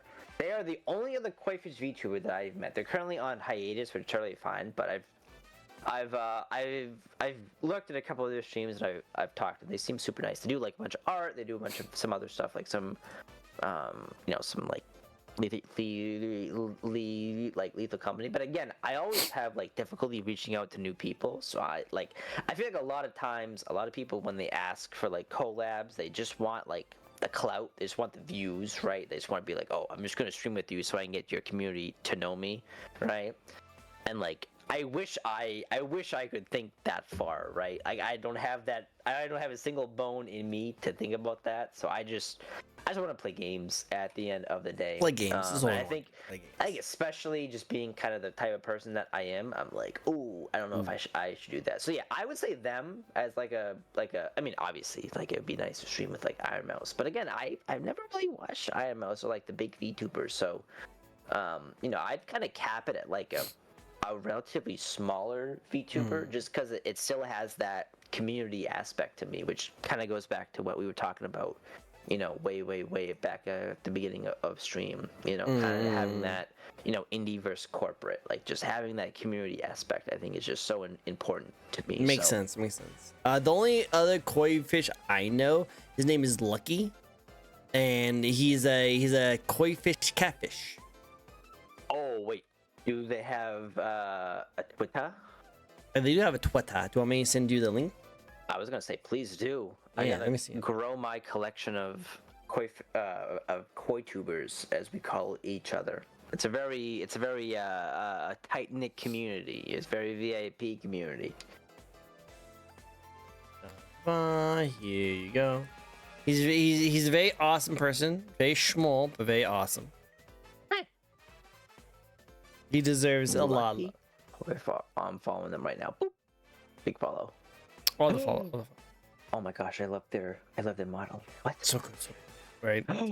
They have fins. I love it. He's really cool. They have a fox. Oh my. Oh wait, I gotta find it. Yeah, sorry, he's not a koi fish catfish. He's a koi fish fox fish, not a fat catfish. Oh my gosh. I love their model. Well, that's an instant follow. They're a koi fox VTuber. Shout out. All the shout outs. So much shout out. Definitely for it.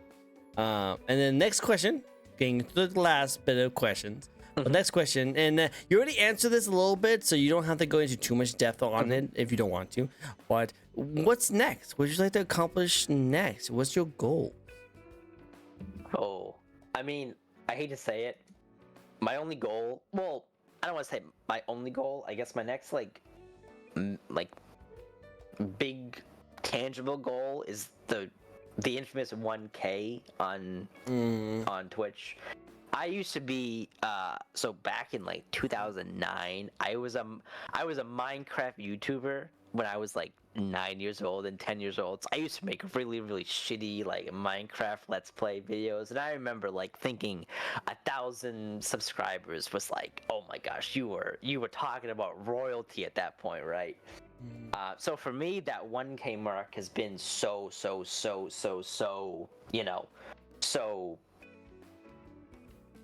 don't want to say nostalgic, but it's been that like it's just been such a mental goal for so long.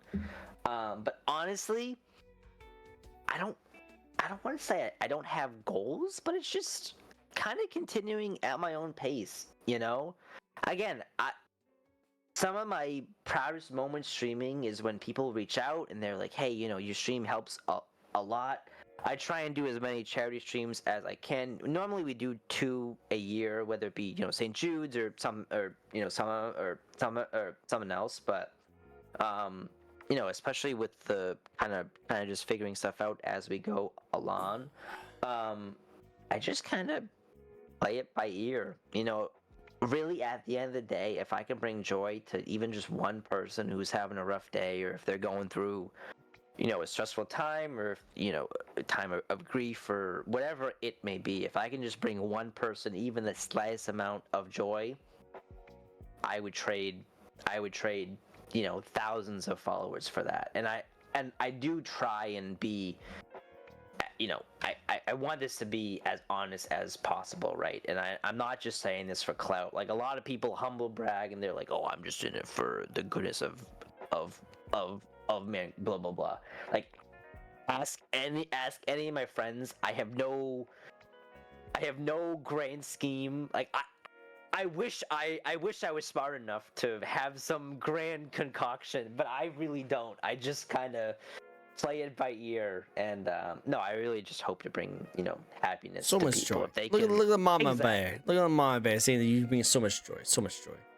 Yeah, I mean, if we can just make one person laugh for my awkward jokes, or a really shitty humor during stream, that's all that I care about. And, if we get views during that, like, that's fine. Like, I'm not gonna say I don't want that, obviously, but at the end of the day, like, I'm fully content with this being a hobby. I'm fully content with this being something that I put time into, not expecting to get even the same or more in return. So I'm just here to enjoy the time while I can. I never know what the future's gonna hold, so I try and play kind of each day by ear, and not take anything for granted.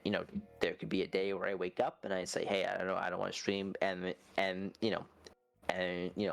anymore, and that's kind of it. Hopefully that day doesn't come anytime soon, but I'm just here to kind of have fun. Yeah, At the have end fun. of Enjoy the day. yourself. But yeah, I think personally, this goes back to 10-year-old Fizz. But I want to hit a 1,000 subscribers on YouTube, or 1,000 followers on Twitch. For me, that's just been such a goal from when I was younger. So that's like the only goal I have on paper. Anything after that is like, oh, fuck it, like, whatever. Like, we'll figure stuff out as we go. But that's my like immediate goal. As soon as we hit that, like, we've hit the stars. Like, we're just gonna play it by ear. Screw it. Cool. Well, hey, it's all about consistency. So just keep doing what you're doing. You'll keep at it. You'll keep at it. And also, apparently, everyone wants your wine. What about the wine? Everyone wants to drink it. Everyone wants adult juice. They want to drink your wine. Sorry. This is my most recent.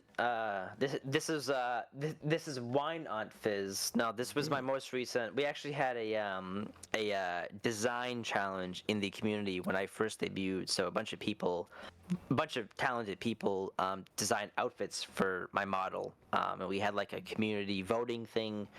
And we ended up with this very cool like wine aunt design, and my model rigger really took it to the extreme. I mean, even the wine in the glass has physics, which is I see that. It's really cool. So Very impressive. I love this outfit so much. It's one of my favorites personally. No, I agree. Very good. I like that a lot. All right, are we ready for the last question of the night? Let's go. We do have a bunch of spins that we need to do. But before we get to the spins, we're going to do one more question. Are you ready for it? Let's go for it. The last question is, do you have any advice for those who want to get into streaming / VTuber?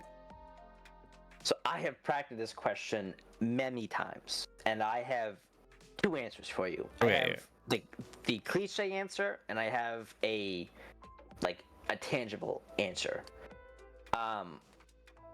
the cliche answer is stream what you want to stream.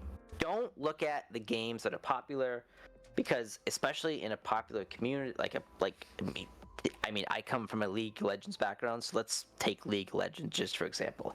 At any given moment, there is hundreds of thousands of people streaming it or watching it, right? And Twitch discovery is really, really bad, right? So chances are, if you're streaming League of Legends as a unknown, you're probably not going to be discovered, and that's fine, right? But just if you want to play League, you play League. If you want to play Solitaire, you play Solitaire. I have been in streams where I have forced myself to play a popular game, and I'm like, wow, I am not having a good time. And if you're not having a good time, your chat's not having a good time. And if chat's not having a good time, then you're not having a good time. And it's just this vicious cycle that just escalates, right? And there should really be no pressure to continue that stream, right? Like, I've ended streams where I'm like, yeah, this is just, I'm just not having a good time. I don't know why I'm playing this game. And I'll just end it, or I'll switch games. My tangible advice, though, this is to any streamer, big or small, well, maybe not big, but I kind of touched on it earlier. Never, never, never, never, never stream with numbers on. There's a little thing in OBS where you have I think it's the stream stats window, where you can see followers, you can see viewer, like live view count, all like sub points. Just either delete that doc or hide it. You can hide the numbers. You can also by just clicking on it, yeah. Exactly. That took me like many months to finally go through that process. And I think once you just always assume you have some viewers, it could be, I mean, in your mind, it could be 5, it could be, whatever number you're comfortable with, right?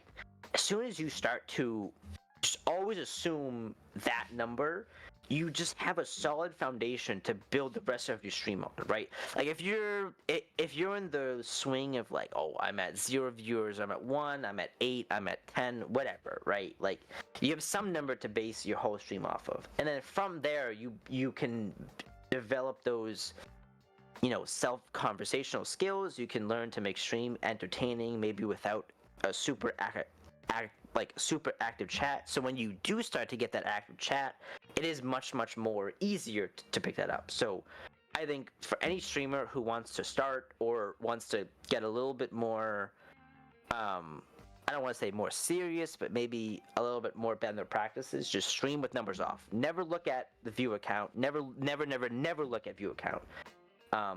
Obviously, you need to look at chat to see who's talking or if anyone has questions, but learn to talk amongst yourself, whether it's commentating on the game or telling some funny story or telling some joke or describing the game that's in front of you, whatever it may be. But conversing with yourself is very important, but my number one piece of advice is stream with numbers off. True. 100%.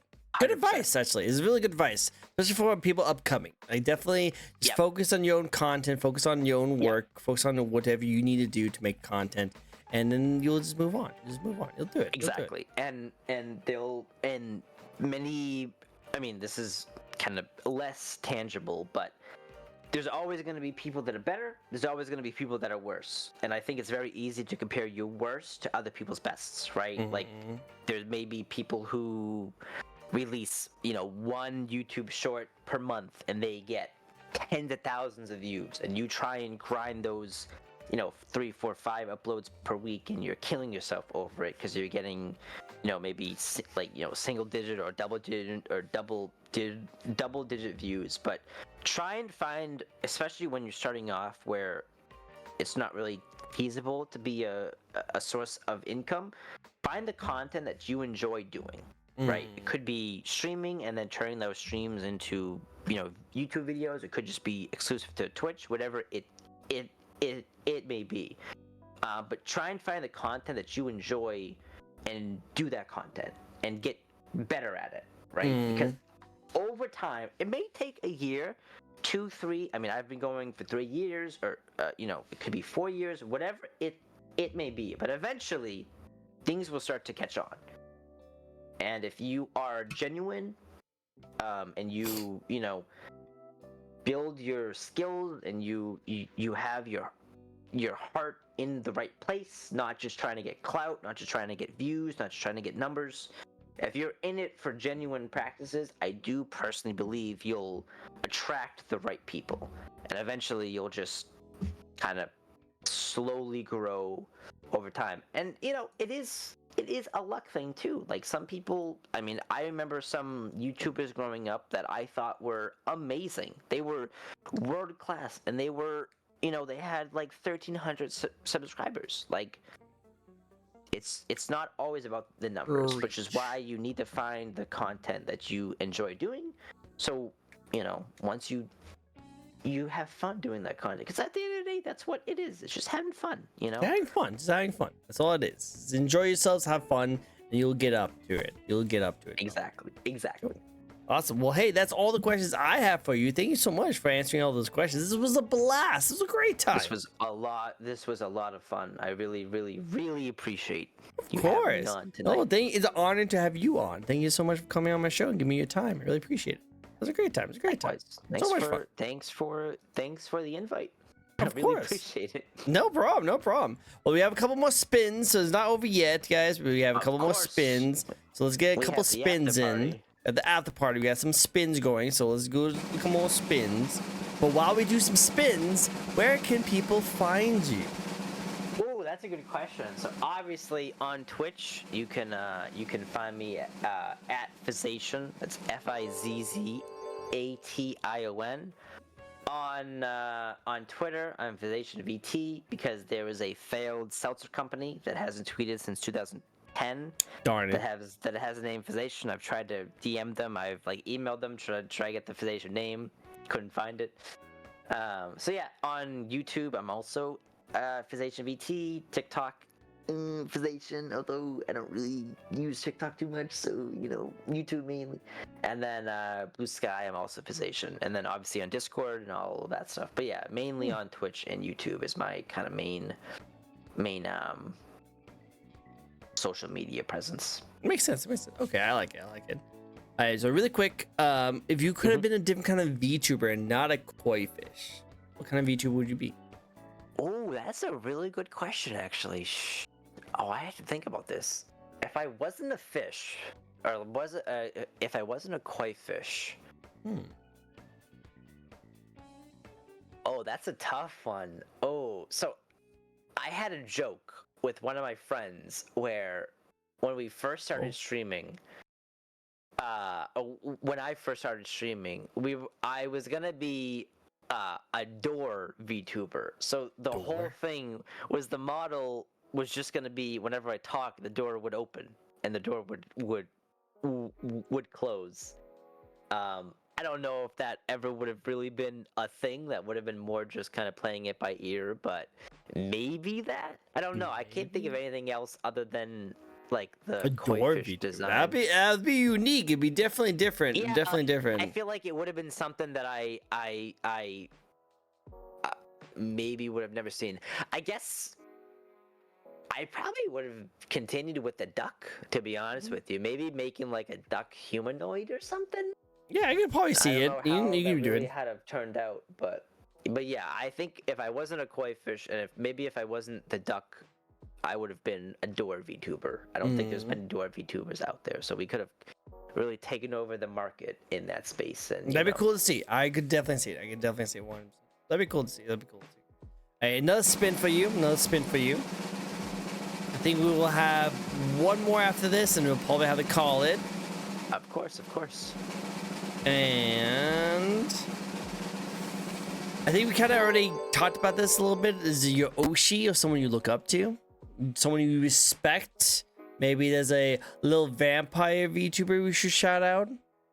Oh, I mean, obviously, big shout out to Lucy. Lucy was instrumental.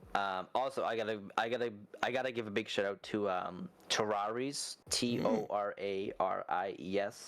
Tora is I've known him for years at this point, but he was one of the big people that got me actually into VTubing. So we started about the same time. I started a couple weeks after him, but Tora was a absolutely huge inspiration for me.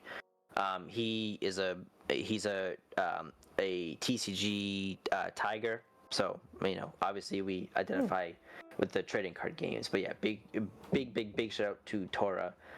You know what? This isn't an Oshi in the traditional sense, but I think this person has taught me. I've based a lot of my content off of this person. I'm gonna go back to my Minecraft YouTuber days just for a quick second. Ooh, that's old school. I mean, I don't play Minecraft too much nowadays, but if you are a real one, shout out to Ethos Lab. He has been a genuine source of content for like 14 years at this point. He doesn't do clickbait. He doesn't do anything crazy. He does his own thing and makes it wholesome, makes it funny. And honestly, I think watching him for so long has really been my basis of the type of content that I want it to be. Like, I'll never chase drama. I'll never chase controversy. I'll never do, top 5 things you should do as whatever. Number 3 is gonna shock you. No, I'm just gonna do like genuine content, and that may not be as successful as the clickbait stuff, but honestly, I don't really care. All things considered. So go for it. I know he's not a VTuber, but shout out to Ethos Lab. As my that's like my big internet, not crush, but like my big inspiration, I guess I should say. Oshi is like someone you look up to, something like that. Exactly, yeah. Well, last thing before we do the last final spin, I would like to know is that I always give the first suggestion to my guests for rating out. Who do you want to rate? Ooh, let's see who's on right now, shall we? Let's see. And while he looks around and finds someone, I want to say one more time, thank you guys so much for joining in. You guys all freaking amazing. I appreciate you guys coming by. You guys showed off so much support to lovely Fizz here. He deserves it. He's a really awesome person, very talented, very fun, and I can't wait to see him grow. And you gave me a lot of support that I didn't really ask for, which I appreciate immensely. Of course, I appreciate the love. Homies. Once you are stuck with me now. Once a homie, always the homie. Always a homie. I always appreciate it. Thank you so much. That's so cool. That's cool. I just sent you a name of on Discord, but this person was previously a koi fish, which they since rebranded to a vampire empress, I believe they describe themselves as. But they are their name is Cleo. They're currently playing Final Fantasy 14. But yeah, they are a good friend of the channel. They were the first other koi fish VTuber that I met. I think they rebranded well, she looks cute. She looks very cute. So let's go check out Koi. She sounds like an awesome person. So we'll get that going. But first, one last spin to wrap up the stream. One last spin. Let's go. Check it out. Let's go. Era before. See. And then here's a good one for all your ladies out there. All men. We no judge. Do you have an ideal date? An ideal date? Oh, that's a tough one. Well,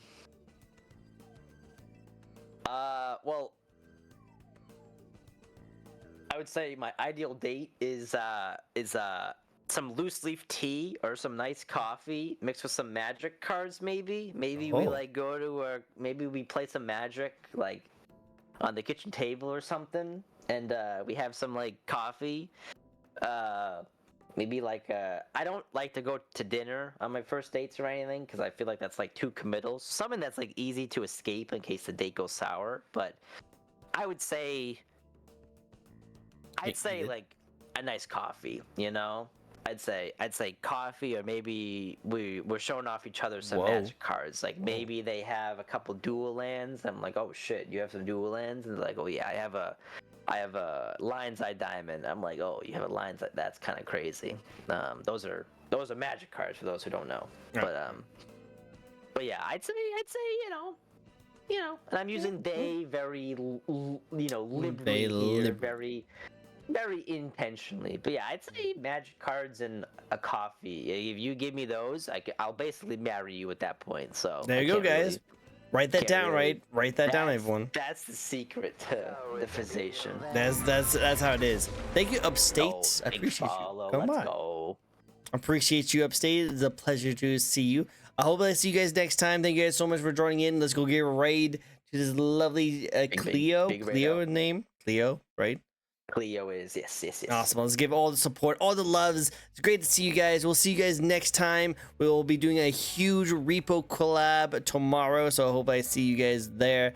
But until then, I hope you guys all have yourself a nice day. Go check out a Koi boyfriend over here. He definitely deserves more praise and more awesomeness. And I'm lagging like crazy because it's been going on a little bit longer than it should be. But don't leave Discord yet, okay? Of course. Cool. All right, bye-bye, everyone. Bye-bye. See everybody. Bye-bye. Everybody. See you later. Good night. Good night, Good morning, everyone. evening, afternoon. Take care. Good everybody. night.